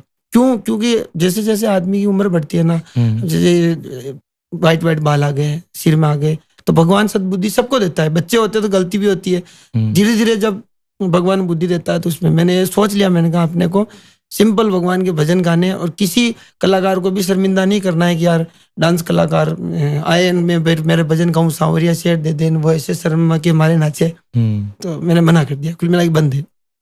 ठीक, कब से सोच रहा हूँ मैं ये डांस की, तो मैंने सोच रहा हूँ बंद करूँ, पर ये प्रश्न आपने कर दिया तो मैंने आज कह दिया कि मतलब तो आज फाइनल स्टेटमेंट है अब नहीं बंद है, डांस कलाकार बंद, चाहे गोकुल शर्मा घर पे या गौशाला में पोइटे भिड़ेगा, कोई प्रॉब्लम नहीं। अच्छा, गौशाला से याद आया, गांव में आपकी बहुत बढ़िया गौशाला बना रखी है मारुति नंदन नाम से, तो इसकी क्या कहानी है? कैसे आपके मन में विचार आया कि मैं एक गौशाला यहाँ पे गांव में बनाऊं, और उसकी कैसे व्यवस्थाएं रहती है, कौन उनकी देखरेख करता है? आज उनपे जितनी गायें हैं वहां पर उनकी कौन रखवाली करता है?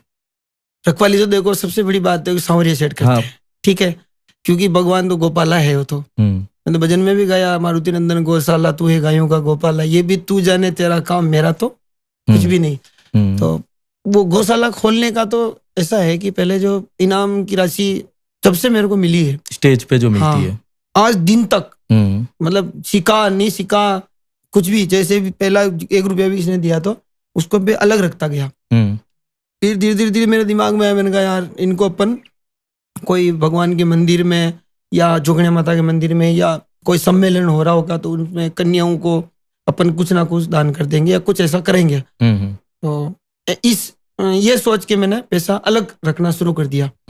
मैं यहाँ अपने गंगा ये आता है, कारोई से आगे चलते हैं खरोल समाज का यहाँ पे एक भजन संध्या का कार्यक्रम था, टपरिया खेड़ी चौराहा। टपरिया खेड़ी चौराहा, तो वहाँ पे क्या मैंने जोगणे माता का भजन मैं हर जगह गाता हूँ। समय होता है तो सबसे पहले ही गाता हूँ, नहीं होता है तो मैं साकी बोल के माता जी को मना लेता हूँ, ठीक है। तो वहाँ पे मैंने भजन गाया जोगणे माता का। उस पे मेरे को पहले ही भजन पे 2000 नोट चलते थे, तो 2100 रुपये इनाम है उसी भजन में। फिर उनको जोगणिया करके उनके नाम था फ्रम का, उन्होंने दिए। फिर और भजन गाया तो उस पे भी आए, मतलब पैसे वहां पे मेरे करीब करीब 5, 7, 8 हजार रुपये आ गए। तो वहां पे क्या कि वो डाल जी थे, मन संचालन कर रहे थे, तो मैंने उनको कहा यार डाल जी मैं आपको एक आज ऐसी बात बता रहा हूँ जो काफी दिनों से सोच रहा हूँ मैं क्या करूँ। उनको मैंने बात बताई कि मेरे पास 7 लाख रुपए है, 6 या 7 लाख रुपए थे उस समय कुछ। मैंने इंस्टा पे फेसबुक पे भी डाल रखी उसी रील को आज भी। मैंने कहा ये पैसे हैं, मैं इससे भगवान करेगा आगे करने वाला वो है, गौशाला का निर्माण करेंगे अपने गांव में। उन्होंने माइक में अनाउंस कर दिया। फिर पेपर में भी आया था, हमारे बहुत बढ़िया संवाद आता है राजकुमार जी रायवाल बेगू के, किशन जी शर्मा न्यूज रिपोर्टर है, उन्होंने न्यूज भी दी थी कि भाई इसीलिए दी न्यूज के भाई, और मैंने भी दिखाया लोगों को इसलिए कि भाई मेरे देखे थे और भी इंस्पायर हो लोग, और कोई ना कोई करे तो अपने धर्म में और बढ़ावा मिलेगा। ऐसे करके गौशाला का निर्माण हुआ।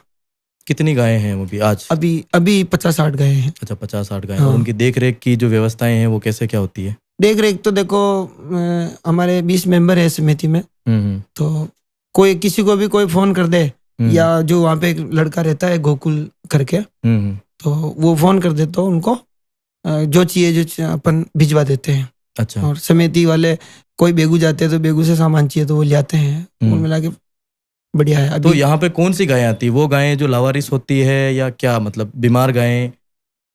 लावारिस गाय तो देखो हम एक भी नहीं रखते गौशाला में। इसका कारण बताऊं आपको, अगर किसी रोड पे चलती या बैठी हुई गाय को हम गौशाला में ले जाके रख देना तो लोग क्या कहेंगे, इस गोकुल शर्मा को तो कमा खाना है, इसको तो सही बात है गोबर चाहिए जो दूसरी गायों को अंदर रख रहा है, क्यों हमारी गाय का हाथ क्यों लगाया तूने?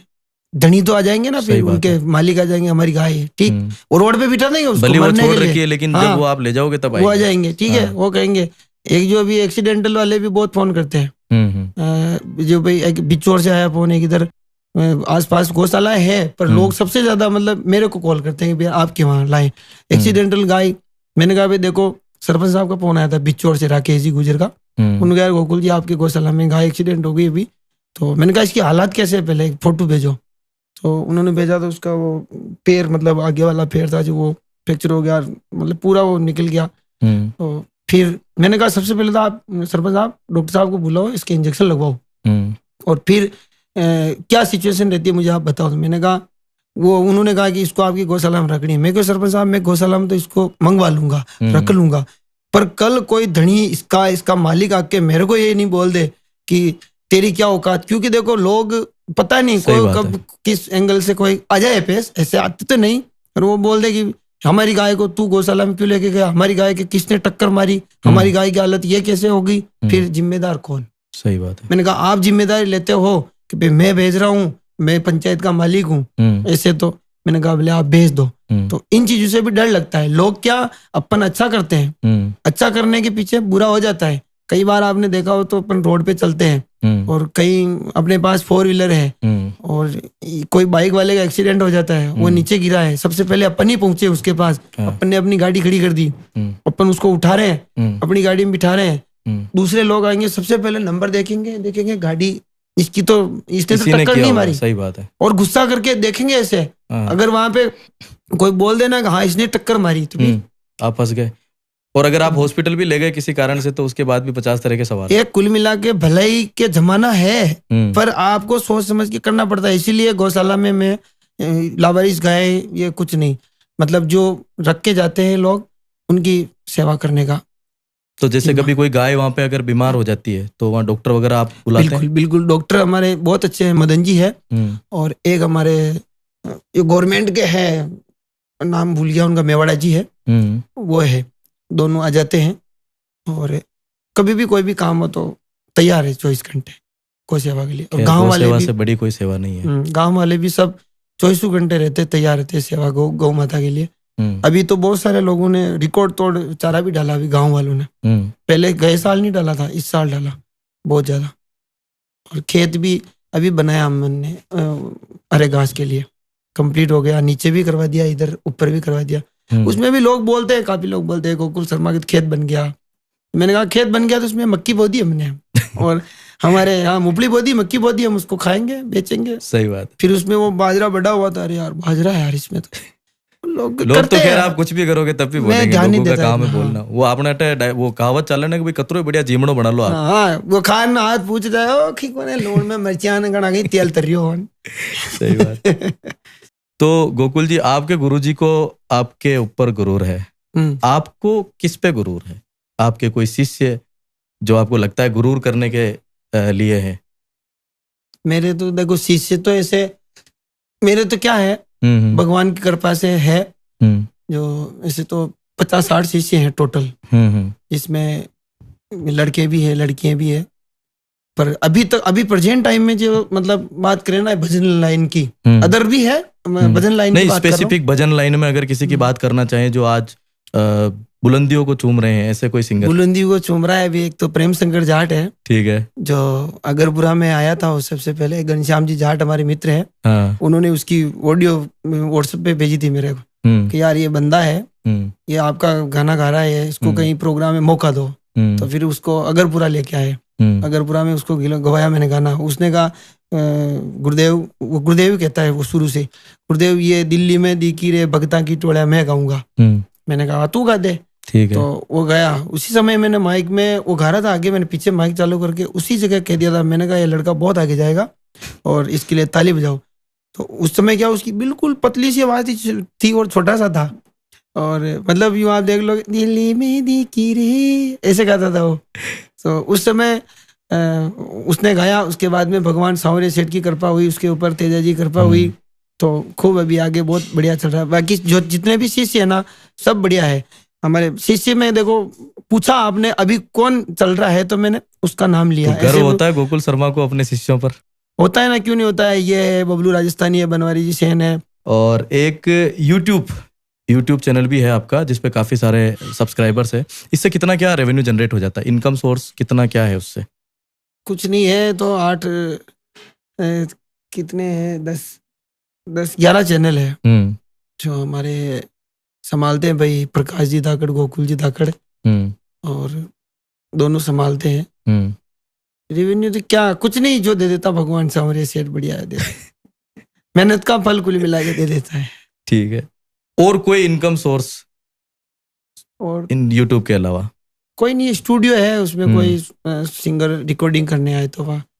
अच्छा, स्टूडियो का जब निर्माण हो रहा था उस समय कितनी आपको कठिनाइयों का सामना करना पड़ा? क्योंकि उसमें बहुत सारी चीजें होती है, इक्विपमेंट्स लाने होते हैं, सॉफ्टवेयर परचेज करने होते हैं, शुरुआती दौर में नॉलेज भी चाहिए होता है, तो ये सब कैसे क्या सेट हुआ मामला? बहुत गलतियां करी, बहुत सारे सामान खराब किए, फिर नया लेके आए, तब जाके सीखने में मिला। पर ये जरूर है, मेरे को कंप्यूटर मेरी जिंदगी में मैंने खुद के उस पे ही हाथ रखा उस माउस पे। भाई कभी कंप्यूटर भी चलाना नहीं आता था मेरे को, वहीं पे मैंने कंप्यूटर सीपीयू पे अपने माउस पे हाथ रखा और वहीं से शुरुआत की। फिर गुरुदेव है सिरसा वाले हमारे, हरियाणा सिरसा वाले, उन्होंने मेरे को सिखाया कि मतलब ऐसे मिक्सिंग करते बेटा, ऐसे करते। आज भी उनको मैं कोई भी काम के लिए बोलूं तो तैयार है। तो कितनी बड़ी टीम है गोकुल जी की अभी प्रोग्राम लाइन में? सब चीजें, सोशल मीडिया हैंडल्स, प्रोग्राम में साथ जाने वाले? यूं तो देखो टीम तो अभी 10-15 लोगों की है, और जिसमें हमारे कीबोर्ड पे हमारे वो 10-15 साल से भाई अशोक जी सुतार है, परमानेंट है, और छोटा वाला भाई लक्ष्मण शर्मा जो ऑक्टोपेड बजाता है वो है, और ढोलक पे गोविंद है, ढोल पे हमारे दीपक है, जिसको भी काफी समय हो गए हमारे साथ रहते हुए। तो ये है। बाकी जो गाड़ी वगैरह लेके जाते हैं वो है। एक आपके कोई फैन ने कमेंट किया था आपके वो जो अपन ने रील डाली थी कि गोकुल शर्मा की कोई लव स्टोरी, प्रेम कहानी भी है क्या कोई? यार ये कौन सा प्रश्न हो गया? ये प्रश्न है, देखो आपके फैन से कुछ भी पूछ सकते हैं। ऐसा कुछ भी नहीं है। देखो फ्रेंड्स मतलब अपन पढ़ाई करते हैं, तो उस समय पढ़ाई करते हैं तो कोई अपने को या साथ दे या अपन उनका साथ दे, तो इसमें क्या फ्रेंड हो सकते हैं। ये लव स्टोरी वाला ये दिमाग बाहर अपने मैटर। अब दो हमारे दर्शकों की डिमांड पे 2 गाने हैं जो काफी प्रचलन में भी है, और वो चाहते हैं कि आपके मुख से ये गाने सुनाई दे। जैसे एक तो मारी गाड़ी मारा पैसा, हाँ, और दूसरा है सांवरिया नाम की है मरोड़। ये कैसे बने या नहीं, इनको सुनना है उनको आपके मुंह से। तो ये यूट्यूब पे नहीं सुनना है पर क्या? लाइव सुनना है ना। अच्छा चलो, किसी ने कमेंट्स किए तो। हाँ, मेरी गाड़ी मेरा बंगला मेरा पैसा सब तेरा, ओ सब तेरो सावरिया सेठ, मेरा तो कुछ भी नहीं, सब तेरो रे सावरिया सेठ, हर मेरा तो कुछ भी नहीं। और कौन सा? सावरिया नाम की है मरोड़, चाहे चीजो दुनिया करोड़, सेठा में सांवरियो मोटो सेठ, मंडप्या आवे दुनिया दौड़, हरे मारा सेठ बड़ो दयालु, हेरे मारा सांवरिया को फुल सपोर्ट। गजब गजब, चारों तरफ यही गाने सुनाई देते हैं अभी तो। अब आपके कुछ अपकमिंग प्रोजेक्ट्स के बारे में, फ्यूचर प्लानिंग्स क्या क्या है, किस तरह के जो गीत है लोगों को सुनने को मिलेंगे आने वाले टाइम में? बढ़िया प्रश्न। हाँ, जैसे कि सबसे पहले तो मैंने अभी एक ही सोच बना रखी है मेरे दिमाग में। मैंने एक दो जगह बोली है। एक तो मैं चोमू गया था जयपुर भजन संध्या में सांवरिया जी की, वहां बोला था मैंने। एक आज मैं आपके इस प्रिंस वर्ल्ड चैनल के माध्यम से बता रहा हूँ, मैंने एक सोच बना रखी हुई दिमाग में, केवल और केवल सांवरिया सेठ जी के भजनों को और सांवरिया सेठ जी के मंदिर को पूरे विश्व में भगवान सांवरिया सेठ जी का डंका बजाना। ये मैंने एक मेरी सोच बना रखी है। कई जगह मेरे को पैसे कम भी मिलते हैं, कई जगह पे ज़्यादा भी मिलते हैं, सांवरिया सेठ देते जैसा मैं ले लेता हूँ। बाकी ये मेरी सोच है सांवरिया सेठ जी के, केवल और केवल सांवरिया सेठ जी के भजनों के माध्यम से ठाकुर जी को, हो सकता है वैसे तो प्रभु कण कण में बसे हुए हैं, हो सकता है कहीं पे कोई लोग जानते नहीं चित्तौड़ मंडपिया कहाँ है। अब आप देखो ना केबीसी में भी भगवान सांवरिया सेठ का नाम है, प्रश्न पूछा गया। तो ठाकुर जी की लीला और पर्चे भी कितने चमत्कार है सांवरिया सेठ जी के, मैंने तो खुद ने देखे हुए ऐसे साक्षात। एक आध कोई चमत्कार अगर आप पब्लिक के साथ शेयर करना चाहें कोई, क्योंकि इंसान की लाइफ में अगर कुछ चेंजेस आते हैं तो उसके पीछे बहुत सारे बड़े बड़े कारण रहते हैं। देखो एक मेरा मित्र है, उन्होंने मेरे को बताया कि उसने कहीं पे 29 लाख रुपए रखे थे। तो फिर उसने क्या कि कोई जमीन वमीन खरीदी, उस समय उन्होंने वापस उनको निकाला 6-7 महीने में। और वो भी ऐसा है मेरी तरह डायरी मेंटेन करता है, मतलब पैसे कहाँ देने कहाँ लेने, कितने रुपए कहाँ से आए कहाँ खर्च हुए, तो उसने भी वो पूरा डिटेल में लिख रखा, क्योंकि वो भी ठेकेदार जी का शिष्य है। तो उसने रखे थे कहीं 29 लाख रुपए। जब उसने वापस निकाले ना पैसे, मानोगे नहीं, सांवरिया सेठ की कसम का कह रहा हूँ, उस बंदे ने पैसे निकाले उस समय उसके 30 लाख रुपए निकले। और मेरे को उसने बताया ना, मेरा दिमाग खराब हो गया। मैंने कहा ये भी हो सकता है क्या? तो उन्होंने कहा क्यों नहीं हो सकता, जब सांवरिया सेठ के भंडारे में, मैं भजन में बताता हूँ, भंडारे में करोड़ों रुपए निकल सकते हैं, तो उनका भक्त अगर कोई दिल का साफ होना, तो ठाकुर जी उनको, उसको पता नहीं रहता कि पैसे कहाँ से आए। सही बात। ऐसे मतलब काफी चमत्कार है ठाकुर जी का, काफी। तो गोकुल जी, हम देखते हैं आसपास हमारे जितनी युवा पीढ़ी है वो नशे को लेकर काफी ज्यादा आकर्षित होती है, इसको लेकर आपकी क्या राय है? देखो सीधी बात तो यह है कि नशा एक ऐसी चीज है, इसको करने पर या करने वाले के अधिकतर बहुत सारे अपन ने घर उजड़ते हुए देखे, बिगड़ते हुए देखे, रुपये पैसे से बिल्कुल बर्बाद होते देखे हैं। वैसे भी समाज सेवी नारायण जी बदाला जो बिलवाड़ा के पास के आपके, तो वो भी उन्होंने मुहिम चला रखी है, अच्छी है मुहिम और बढ़िया कर रखा। क्योंकि आने वाली पीढ़ी अगर इन नशे के अंदर अधीन हो जाएगी और आगे उनको न जाने कितनी कठिनाइयां आएगी, फिर न जाने क्या क्या होगा। तो मेरा निवेदन यही है सभी से, नौजवान युवा साथियों से, आप हो सके तो बीड़ी सिगरेट भी मत पिए और बिल्कुल नशे से दूर रहिए। अभी एक बात याद आएगी मेरे को, एक बंदा है कोई बिजोलिया के पास वाला डाबी, वहां पे उसकी दुकान है किराना की, सेन है वो, समाज से सेन है। उन्होंने मेरे को फोन किया कि गोकुल जी मैं आपके गौशाला में प्रतिदिन के 50 रुपए देना चाहता हूँ। मैंने कहा भाई क्यों, आपके वहां पास में गौशाला नहीं है क्या? है, पर मैं आपकी गौशाला में देना चाहता हूँ। मैंने कहा भाई हम पैसे नहीं लेंगे, आप हमारे एक काम करो, 50 रुपए इकट्ठे करके महीने के जितने पैसे हो जाए उसमें आप खड़ का पैसा भेज दो, गाय वो खाएगी। उन्होंने कहा नहीं मैं तो आपको 50 रुपए डालूंगा। मैंने कहा कारण तो बताओ क्यों डालोगे? उस बंदे ने मेरे को बोला मैं 300 रुपए गुटके खाता था। कितने? 300 रुपए गुटके पर दिन के खाता था। अगर मेरे 250 रुपए बच रहे हैं और गौ माता के लिए बोला मैंने, गौ माता मेरे गुटके छुटा देना, 250 रुपए अगर मेरे बच रहे हैं तो 50 रुपए मेरे को गौशाला में देने के लिए कौन सी इतना, मैंने कहा वहाँ मेरे मालिक आप डाल देना। तो मिला के ये चीज सब कुछ संभव है। तो फिर अगर आदमी इनकम नहीं है और वो खर्चा करने लग जाएगा तो फिर आगे जाके नुकसान। और इनकम हो तो भी नशा तो नहीं करना चाहिए, कुल मिला के आदि नहीं होना चाहिए आदमी को, गलत है। तो गोकुल जी, जैसा कि आपने राजनीति के बारे में बताया, आपने चुनाव लड़ा था, अब भविष्य में क्या विचार है आपके? क्या दोबारा फिर से गोकुल जी चुनाव लड़ेंगे या नहीं? चुनाव तो देखो मैंने एक पहले वाले इंटरव्यू में बताया था, चुनाव तो लड़ेंगे। किन मुद्दों को लेकर लड़ेंगे आप? मुद्दा वही है, बस मेरी एक ही सोच है कि हर आदमी जब नेता नहीं बनता है ना, उससे पहले यही कहता है और मैं ये कर दूंगा, वो कर दूंगा, मैं वैसे रहूंगा, ऐसे रहूंगा। पर जो ही वो नेता बनने के बाद में वो उनमें परिवर्तन हो जाता है। और मेरी एक ही सोच है कि मतलब जो अभी मैं हूँ ये कि ये चीज मैं वहां पे भी रहना चाहता हूँ। दूसरा मेरी एक सोच है कि सबसे ज्यादा लोगों की, गरीबों की सेवा हो, जनता को जो चीज मिलनी चाहिए वो चीज मिले। मतलब सोच यही है कि लोगों की सेवा करनी है गायों के साथ साथ में, बस यही है। 100 बातों की एक ही बात है। तो कौन से एरिया से लड़ने वाले हैं चुनाव? एरिया तो भगवान सांवरिया सेठ जहाँ भेजेंगे वहां से लड़ लेंगे। ठीक है। अब इतना सब कुछ करते हैं आप, तो हेटर्स यानी कि जो जलन रखने वाले लोग हैं वो भी मिलते होंगे, नेगेटिविटी भी मिलती होगी, कमेंट्स वगैरह भी मिलते होंगे, इसको कैसे डील करते हो आप? देखो ऐसा है कि कमेंट्स वगैरह ये तो मैं देखता भी नहीं हूँ। और दूसरा ये है कि कोई भी आदमी है, मैं मेरा काम कर रहा हूँ, मैं मेरी मेहनत का, मैं मेरे मतलब अब मैं मेरे कर्म का या मेरी मेहनत का मैं कमा के खा रहा हूँ और दूसरे उनके हिसाब से वो कमा के खा रहे हैं। अगर कोई मेरे से जलते हैं तो मैं उनसे निवेदन करूंगा कि आप नहीं जलें, और फिर भी आप जलो तो आपकी इच्छा, ठीक है। इसका कारण मैं जब स्टूडियो में पूरी रात्रि भर एक भजन मैं बनाता हूँ ना, तो उसमें लिरिक्स हमारे नारायण जी लिखते हैं, सुरेश जी लिखते हैं, मैं खुद भी मेरे हिसाब से गाता हूँ। एक भजन को बनाने में मेरे को कम से कम 5 दिन लगते हैं। अच्छा, एक भजन को बनाने में 5 दिन लगते हैं? 5 दिन। आप सोचो कि जब अकेला मैं स्टूडियो में काम करता हूँ नाइट में, क्योंकि सब सो जाते हैं, मैं तो काम कर रहा हूँ, जगूंगा, दूसरे सो जाएंगे, जो जहाँ बैठा वहीं सो गए, वो जो जहाँ बैठा, सब ऐसे हमारे पूरे जो मेंबर है 10-15 सो रहे, जो सारे वहीं सो जाते हैं। मैं काम करता हूँ, मेरे को विचार आता है, यार गोकुल शर्मा तेरे को ऐसा क्या चाहिए, तू आधी रात होगी, 3 बज गई, 4 बज गई, दिन उग जाता है, सुबह 6 बज गई, तू काम कर रहा।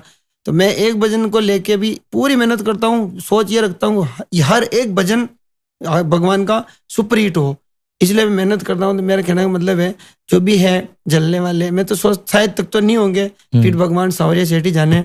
कोई है तो केवल इतना सा देखना कि मतलब बंदा इस लेवल पे आने के लिए कितनी मेहनत करी है और आगे कितनी मेहनत कर रहा है अभी तक भी। तो मेरा यही निवेदन है, आप सब मेहनत करो, भगवान चोच दी तो चुगो देवे, दयालु दीनानाथ सांवरिया सेठ, यही बात है। तो गोकुल जी, मंच पे परफॉर्मेंस देते वक्त बहुत सारे लोग अपनी खुशी व्यक्त करते हैं इनामी राशि के रूप में। सबसे बड़ी राशि आपको कब मिली और उनकी क्या पूरी कहानी एक बार आप बताइए।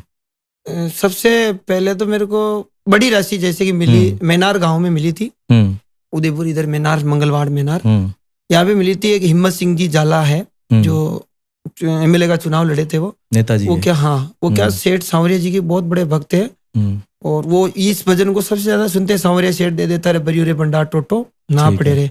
तो उन्होंने एक प्रण सोच रखा था दिमाग में, जिस दिन भी गोकुल जी का भजन मैं उनके सामने लाइव सुनूंगा, उन्होंने माइक में भी कहा वहां पे, उसी दिन मैं उनको 51,000 रुपए इनाम दूंगा। तो वो मैं आज आपको दे रहा हूं। तो उन्होंने मेरे को ऐसे कहा, तो जैसे इनाम का नाम आया, मैंने कहा 51 दो चाहे 1 लाख दो, ठीक है, ये तो सीधा गौशाला में जाएगा, ऐसे बोल दिया मैंने मंच पे वहीं पे। ये गौशाला में आप दोगे ना, मैं गौशाला के लिए अलग दे दूंगा, पर ये 51,000 रुपए तो आपको रखने हैं, ठीक है। उन्होंने मेरे को 51,000 तो मेरे को दिए स्पेशल, उन्होंने कहा ये आपको रखने हैं, तब जाके मैंने 51 रखे, और 51,000 रुपए उन्होंने गौशाला में दिए। और जो मेरे को 51,000 रुपए दिए ना उन्होंने, उन पैसों को भी मैंने अकेले को नहीं रखा, मैंने मेरे म्यूजिशियन साउंड सबको बांट के इनाम दे दिया, ठीक है। 5,000 10,000 जितने भी पाती बराबर हमने हिस्सा कर लिया, उनको दे दिया। एक तो यहाँ पे आई थी 1,02,000 रुपए की राशि इनाम की मैनार में, और दूसरी जो अभी ये कुछ महीनों पहले बनी संध्या थी अपने सावा में राजा जी चौधरी करके मित्र है, उनके गांव में अध्यक्ष भी है वो मेला कमेटी के, उनका मैंने सॉन्ग गाया था।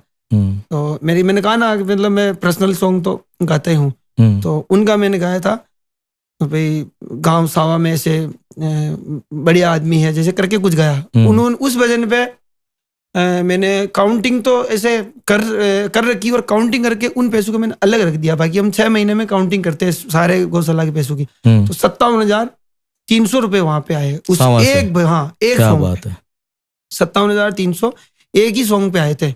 और बाकी तो जो भी इनाम आता है वो तो बढ़िया खुश होकर देते हैं, तो उनका बहुत बहुत धन्यवाद। मैं तो कहता हूँ आप मुझे, मैं ये भी क्लियर कर देता हूँ, ये मत सोचना आप सभी कि मतलब गोकुल शर्मा पैसे मांगता है या मांग लेगा या कभी मांगेगा, कभी नहीं। जब तक मेरे पास मेरे को भगवान देंगे तब तक मैं देता रहूंगा। एक बात मैं आपको बताना चाहता हूँ, जो हमारी गौशाला है डोरे गांव की, उसमें भी हम लोगों को ये कहते हैं कि आप पैसे मत दो, पैसे हमें नहीं चाहिए, गाय हमारी पैसा नहीं खाती है, पैसे तो भगवान इनाम के तौर पे राशि पे जो मिल रहे हैं उनको हम यूज कर लेते हैं।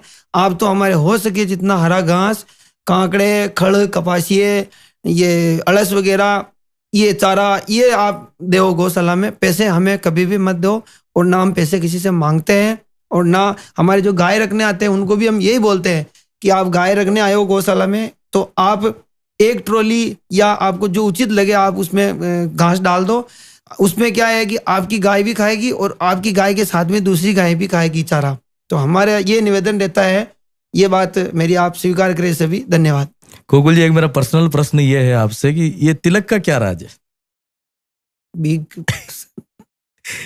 तिलक का भी चमत्कार है। क्या चमत्कार है, एक बार आप अपने दर्शकों को बताओ। है मेरे है कुल मिला के वो सब चमत्कारी है, पॉलिसी। बिना तिलक के आपको किसी ने नहीं देखा है अभी तक, और निकलता भी नहीं। मैं चमत्कार है कुल मिला के। ओरिजिनल माता रानी के पगलिए बन गए थे कंकु से। अच्छा। वही कंकु मैंने लाके रखी, आज के 15 साल 16 साल हो गए, उसमें मिक्स करता जाता हूँ, वही कंकु है। तो कभी ऐसा कोई दिन नहीं निकलता जिसमें आप बिना तिलक के बाहर निकले? मैं अगर नहा लेता हूँ तो तिलक लगाऊंगा, नहाऊंगा नहीं तो तिलक भी नहीं लगाऊंगा।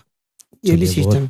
बहुत बढ़िया बात है। तो गोकुल जी, बहुत सारे जनों ने ये कमेंट कर करके पूछा है कि भाई सांवरिया सेठ के भजन ज्यादातर क्यों गाते हो आप? सांवरिया सेठ के भजन तो इसीलिए गाते कि देखो सांवरिया सेठ के भजन ही सबसे ज्यादा चल रहे हैं, और सांवरिया सेठ जी ने ही भजन मेरे को दिए, उनके भजन ही चल रहे हैं। इसीलिए मैं सबसे ज्यादा ठाकुर जी के भजन। और आपको पता है कि मार्केट में जो चीज चलती है, लोग जिसको पसंद करते हैं, कुल मिला के 100 बात की है, वोट करते हैं लोग, पसंद करते हैं, तो उसके ऊपर ही अपने को रहना सही है। अगर फिर उसको अपन हट के दूसरी जगह जाए तो फिर लोगों का मन भी दुखता है यार कि भाई ये भजन क्यों नहीं गा रहे हैं, दूसरे वापस क्यों गाने लग गए। इसलिए ठाकुर जी के भजन ज्यादा गाते हैं। एक गाना बहुत बजता है, गाडिया गाडिया और होटला पर नाम लिखियो सांवरिया को। इसके पीछे की क्या कहानी है, कैसे ये माइंड में आया, इसके लिरिक्स किसने लिखे हैं, किस तरह से ये गाने का जो है प्रोडक्शन हुआ? ये क्या, मैं मध्य प्रदेश इंदौर भजन संध्या में जा रहा था। उस समय ये अपने नीमच नया गांव का जो टोल आता है ना, यहाँ से मैं आगे निकला, फिर जहाँ पे भी जिस दुकान पे मेरी नजर पड़े ना, वहाँ पे सब दुकानों पे सांवरिया सेठ जी के नाम लिखे हुए थे। और सांवरिया आइसक्रीम, सांवरिया दूध डेयरी, सांवरिया रेडीमेड, सांवरिया मोबाइल। मैंने कहा सारे ठाकुर जी के नाम इधर, तो मैंने कहा क्यों ना इसका ही एक भजन बना देते। ठीक है। तो मैंने कहा गाड़िया, और गाड़ियों पे तो लिखा हुआ था, वो रहता ही है सांवरिया मोटर, सांवरिया सेठ की जय, और होटलों पे भी तो सांवरिया दा ढाबा, सांवरिया रेस्टोरेंट, सांवरिया सेठ मिष्ठान भंडार, ऐसे। तो मैंने कहा इनका भजन बनाते, ऐसे ये भजन बना। सोचा भी नहीं था कि इतना भजन ठाकुर जी की कृपा से चलेगा। ये अभी तो खैर ये सब जगह चलता है। सांवरिया सेठ के भी अगर आप जा रहे हो तो इस भजन को चला के जो आनंद मिलता है वो किसी और भजन में नहीं मिलता। ट्रेंडिंग में ये गाना सब ठाकुर जी के भजन है तो आज चलते हैं। हाँ, तो गोकुल जी, आपके सांवरिया सेठ के भजन बहुत ज्यादा चलते हैं, क्या यही एक वजह है जिसकी वजह से आप सांवरिया सेठ के गाने बार बार बनाते हैं?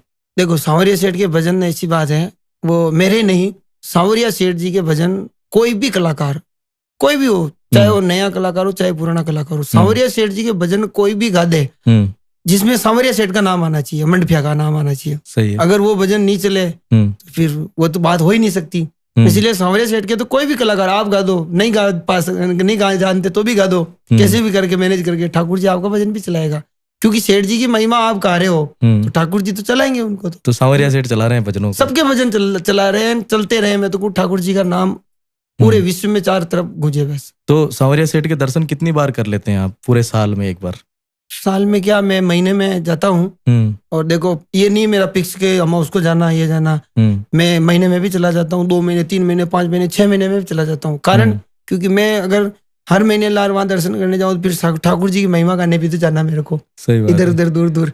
तो वहां पे जाने का जब ठाकुर जी का मन होता है, ठाकुर जी की इच्छा होती है, उस समय वो बुला लेते हैं। बाकी मैं सोचूं या आप सोचो, वो नहीं है, ठाकुर जी की इच्छा के ऊपर है। तो सबसे बड़ी चीज तो आप वहां पे भेंट कर रहे हैं क्या? स्वर। लोग वहां पे सोना चांदी भेंट करते हैं, आप पूरे अपने के स्वर वहां पे भेंट कर रहे हैं। ऐसा कुछ नहीं है। मैं भी देखो, ठाकुर जी मेरे को जब बुद्धि देंगे उसमें मैं भी, मतलब अभी हो रहा है जैसे धमाका गौशाला का हुआ था ना, से हो रहा। देखते हैं ठाकुर जी की क्या इच्छा होती है वैसे। तो गोकुल जी, मैंने सुना है कि आप जब भी स्टेज पे चढ़ते हैं तो सर्वप्रथम आप जोगनिया माता जी की वंदना करते हैं। इसका क्या कारण है? इसका कारण है, देखो सबसे पहली बात तो ये कि मैं माँ जगदम्बा जोगनिया रानी के चरणों में रहता हूँ। मतलब मेरा गांव माता जी जोगनिया माता जी से 25 किलोमीटर है, वहीं से मैं रहता हूँ। और बेगू को भी लोग नहीं जानते हैं ना कि बेगू कहाँ है, डोरे कहाँ है। तो मैं जब जोगनिया माता का नाम लेता हूँ तो पूरे एरिया में हर जगह जान जाते हैं कि ये वहाँ है, जोगनिया माता के पास है। तो जब उनकी शरण में हम रहते हैं तो सबसे बड़ी शक्ति माँ भवानी जगदम्बा ऊपर माली विराजमान जोगनिया महारानी, मैंने कहा भाई, और मेरे इष्ट भी माता जी का ही है, जगदम्बा का इष्ट है मेरे। मेरी माँ जगदम्बा की वजह से मैं पोजीशन यहाँ तक आया। माँ जगदम्बा की कृपा है जो, इसीलिए मैं सबसे पहले माँ, समय रहता है तो मैं पूरा भजन गा देता हूँ, समय कम होता है तो मैं जोगनिया महारानी की साकी बोल के भजन शुरू। साकी मतलब शुरू के जो 4 लाइन चरण, हाँ वो बोलते हैं शुरू के वाली लाइन, वो बोल के शुरुआत करता हूँ। तो आपके जो 2 बच्चे हैं उनको भी सिंगिंग लाइन में ही ले जाना है या कोई और आपने सोचा है उनके बारे में? देखो मेरी तो सोच नहीं है, और दादाजी भी मतलब मेरे पापा भी ये चाहते कि वो सिंगिंग नहीं बने सिंगर, और मैं भी यही चाहता हूँ सिंगर नहीं बने। क्यों चाहते हैं कि वो सिंगर ना वो इसीलिए कि मैं आज सिंगर बन के मुझे पछतावा भी हो रहा है कि मैं क्यों सिंगर बना। किस चीज को लेके पछताते हैं आप? सबसे बड़ी रिस्क मैं आपको बताऊं, आदमी घर से जाता है, शाम को जाता है या दिन में निकलना पड़ता है, दूर प्रोग्राम होता है तो फिर वो कार्यक्रम खत्म होता है, पूरी रात भर की नींद होती है, और भले गाड़ी में ड्राइवर हो कुछ भी हो, सारे लोग सो जाते हैं। एक तो रास्ते में चलते हैं, सबसे बड़ा रिस्क वो कि नींद आ जाए, अपन सुनते हैं नींद के मारे ये हो गया वो हो गया, एक तो ये। दूसरा, इधर उधर गांव में जाते हैं, हजारों लोगों को, मतलब लाखों की तादाद में जो भक्त आते हैं, उन सबको मैनेज करना, मतलब मेरी नजर में बहुत बहुत बड़ा कठिन काम है इसमें, ये कलाकार लाइन का। चाहे वो कोई भी काम हो, चाहे भजन वाला हो, चाहे आप म्यूजिशियन हो, कुछ भी हो, आम पब्लिक को, एक एक भक्त को खुश करना, मतलब ये करना, ये बहुत हार्ड काम है। इसीलिए मैं चाहता हूँ ये हार्ड काम उनसे नहीं, पढ़ाई करे और भगवान सावरिया सेठ की कृपा से छोटी मोटी कोई नौकरी मिल जाए तो अच्छा है। फिर भी उनकी इच्छा रही कि मैं भी सिंगिंग लाइन में ही जाऊंगा। ऐसे तो कोई बात नहीं, गाओ, घर पे गाओ। ठाकुर जी के भजन तो अभी गाता है मेरा छोटा वाला बच्चा गाता है, वो तो बार बार सारे भजन उसको याद। मैं बनाता हूँ, बार आवाज आती है स्टूडियो से तो वो खुद गाने सुनता है और उसको याद भी है, शुरू की लाइनें सब याद है उसको, कोई भी भजन आप पूछ लो, ऐसा है। इसीलिए क्या है, नौकरी का है प्लान, ठाकुर जी के हाथ में नौकरी लगवाना। तो बाकी भजन तो स्टूडियो पे गाओ या भले घर पे गाओ। तो आपका पूरा नाम गोकुल शर्मा है या कुछ और नाम है? नहीं, मेरा नाम तो ओरिजिनल नाम डॉक्यूमेंट्स में अनिल कुमार शर्मा है। हाँ। ये गोकुल शर्मा नाम तो मेरी दादी ने रखा। अच्छा। तो दादी की कृपा से नाम ये सब जानते हैं, मतलब सब क्या, भगवान की कृपा से जो भी जानते हैं वो ये गोकुल शर्मा के नाम को जानते हैं। अनिल कुमार शर्मा मेरा ओरिजिनल नाम, डॉक्यूमेंट्स पर इसको कोई जानते भी नहीं, और कोई बात नहीं, गोकुल शर्मा जान रहे तो खूब। तो गोकुल जी, बहुत बहुत धन्यवाद, आपने अपना कीमती समय निकाला और आप हमारे लिए यहाँ आए। कुछ 2 बातें आपके जो व्यूअर्स है उनके लिए, जो म्यूजिक इंडस्ट्री में आना चाहते हैं। म्यूजिक इंडस्ट्री में आने वालों को तो मैं यही कहूंगा कि मैंने जो अभी बताया पूरे इंटरव्यू में कि भाई आप सबसे पहले मेहनत करो, और यूं नहीं कि मेहनत मतलब आपको हल चलाने हैं कि हथौड़ा लेके पत्थर फोड़ने, ये नहीं। मेहनत मतलब हार्ड काम, आप परिश्रम करो। अगर कोई, मैं अभी हाँ एक बात और बता दो, काफी सीखने वाले जो लड़के होते हैं या लड़कियां होती है, वो कहती है कि गोकुल जी मैं वहाँ पे आ रही हूँ बिजनेस में, या मैं वहाँ पे आ रहा हूँ, हाँ मेरे को मौका देना। तो मैं उनको ये कहता हूँ, ये मेरी पक्की वादा है, गारंटी है कि मतलब आप अगर मंच पे आओगे और आप अगर गाओगे तो जब आपका समय होगा उस समय हम आपको एक भजन जरूर गवाएंगे और आपको ये करेंगे। और काफी सारे लोग क्या होते हैं, सीख रहे हैं, आते ही बैठ जाते, कहते लोग गोकुल जी मेरे को जल्दी गवाओ, मेरे को जल्दी गवाओ। अरे जल्दी गवाओ, जो कलाकार तो पहले गाएंगे ना। सही बात है। अगर आपको आगे बढ़ना तो वेट करो, मेहनत तो करनी पड़ेगी। मैंने कह रहा पूरी रात पर वो पागा पकड़ के बैठा रहता था। सही बात है, मेहनत तो करनी पड़ती है, मेहनत के बाद फल मिलता है। तो सभी से मेरा निवेदन है, जो भी इस लाइन में आना चाहते हैं, आप भगवान का इष्ट पकड़ो पहले तो, और इष्ट प्रबल रखो।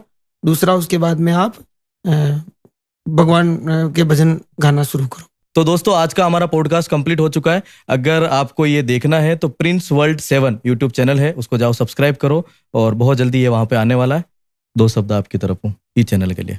नहीं, बिल्कुल बहुत अच्छा प्रिंस वर्ल्ड आपका यूट्यूब चैनल है। इस क्वालिटी भी अच्छी आती है और रील्स वगैरह में आप माहिर हो और अच्छा है। कुल मिला के भगवान सबको ध्यान है जी। कुल मिला के भगवान की कृपा सब आपको खूब सब्सक्राइबर बेड़ी और भी बेड़ी और हाल तो चलो ठीक है, शुरुआत है। आगे इस जगह पे और बड़ा लोग आवे और आपके साथ में इंटरव्यू कराए। यही है। बहुत बहुत धन्यवाद आपको। बहुत बहुत धन्यवाद। हाँ, तो प्रिंस जी शर्मा, बिल्कुल आपको हमारे स्टूडियो में आके प्रिंस वर्ल्ड 7 में कैसा महसूस हो रहा है? मेरा दिल गदगद हो गया सर। आपके स्टूडियो में पधार कर मेरे को बहुत बहुत ज्यादा मजा आया। अच्छा, मैं एक्सप्लेन नहीं कर पा रहा हूँ कि कितनी ज्यादा खुशी। नहीं, जवाब आप कम दीजिए, मेरा प्रश्न ज्यादा है समय कम है। आप हर आदमी का इंटरव्यू लेते हो। मैंने काफी कलाकारों के भी देखे, बहुत सारे लोगों के आप इंटरव्यू लेते हो। मैं आपका इंटरव्यू ले रहा हूँ, आपको कैसा महसूस हो रहा है? बहुत सर, आप इंटरव्यू ले रहे हैं, इससे बड़ी बात हमारे लिए क्या हो सकती है। अच्छा, तो आपके एक ये ऑफिस है, एक और ऑफिस कहाँ पे है? बस यही है सर। अच्छा, ये है हमारे सब पूरी टीम का है। मेरा बापू नगर में है। अच्छा, वहाँ पे है। ये सारे मित्र कंटिन्यू यही रहते हैं आज ही सा है? नहीं, सब आते जाते रहते हैं। अच्छा, और हंसराज जी को तो स्पेशल बुलाया, नारायण जी को और हंसराज जी को? इनको तो इनविटेशन देना पड़ा कि भाई आज तो आना ही आना है। और वैसे तो ये खुद ही इच्छा जाहिर करी कि भाई गोकुल जी आ रहे तो हमको जरूर बुलाना। चाय भी आप हमारी चाय कैसे लगी? चाय आपकी बहुत बढ़िया सर। शक्कर थोड़ी सी ज्यादा है, बाकी चाय बहुत मस्त है। ठीक है, ओके। ये छोटी सी मजाक थी। हाँ ना, ऐसी मजाक थी तो।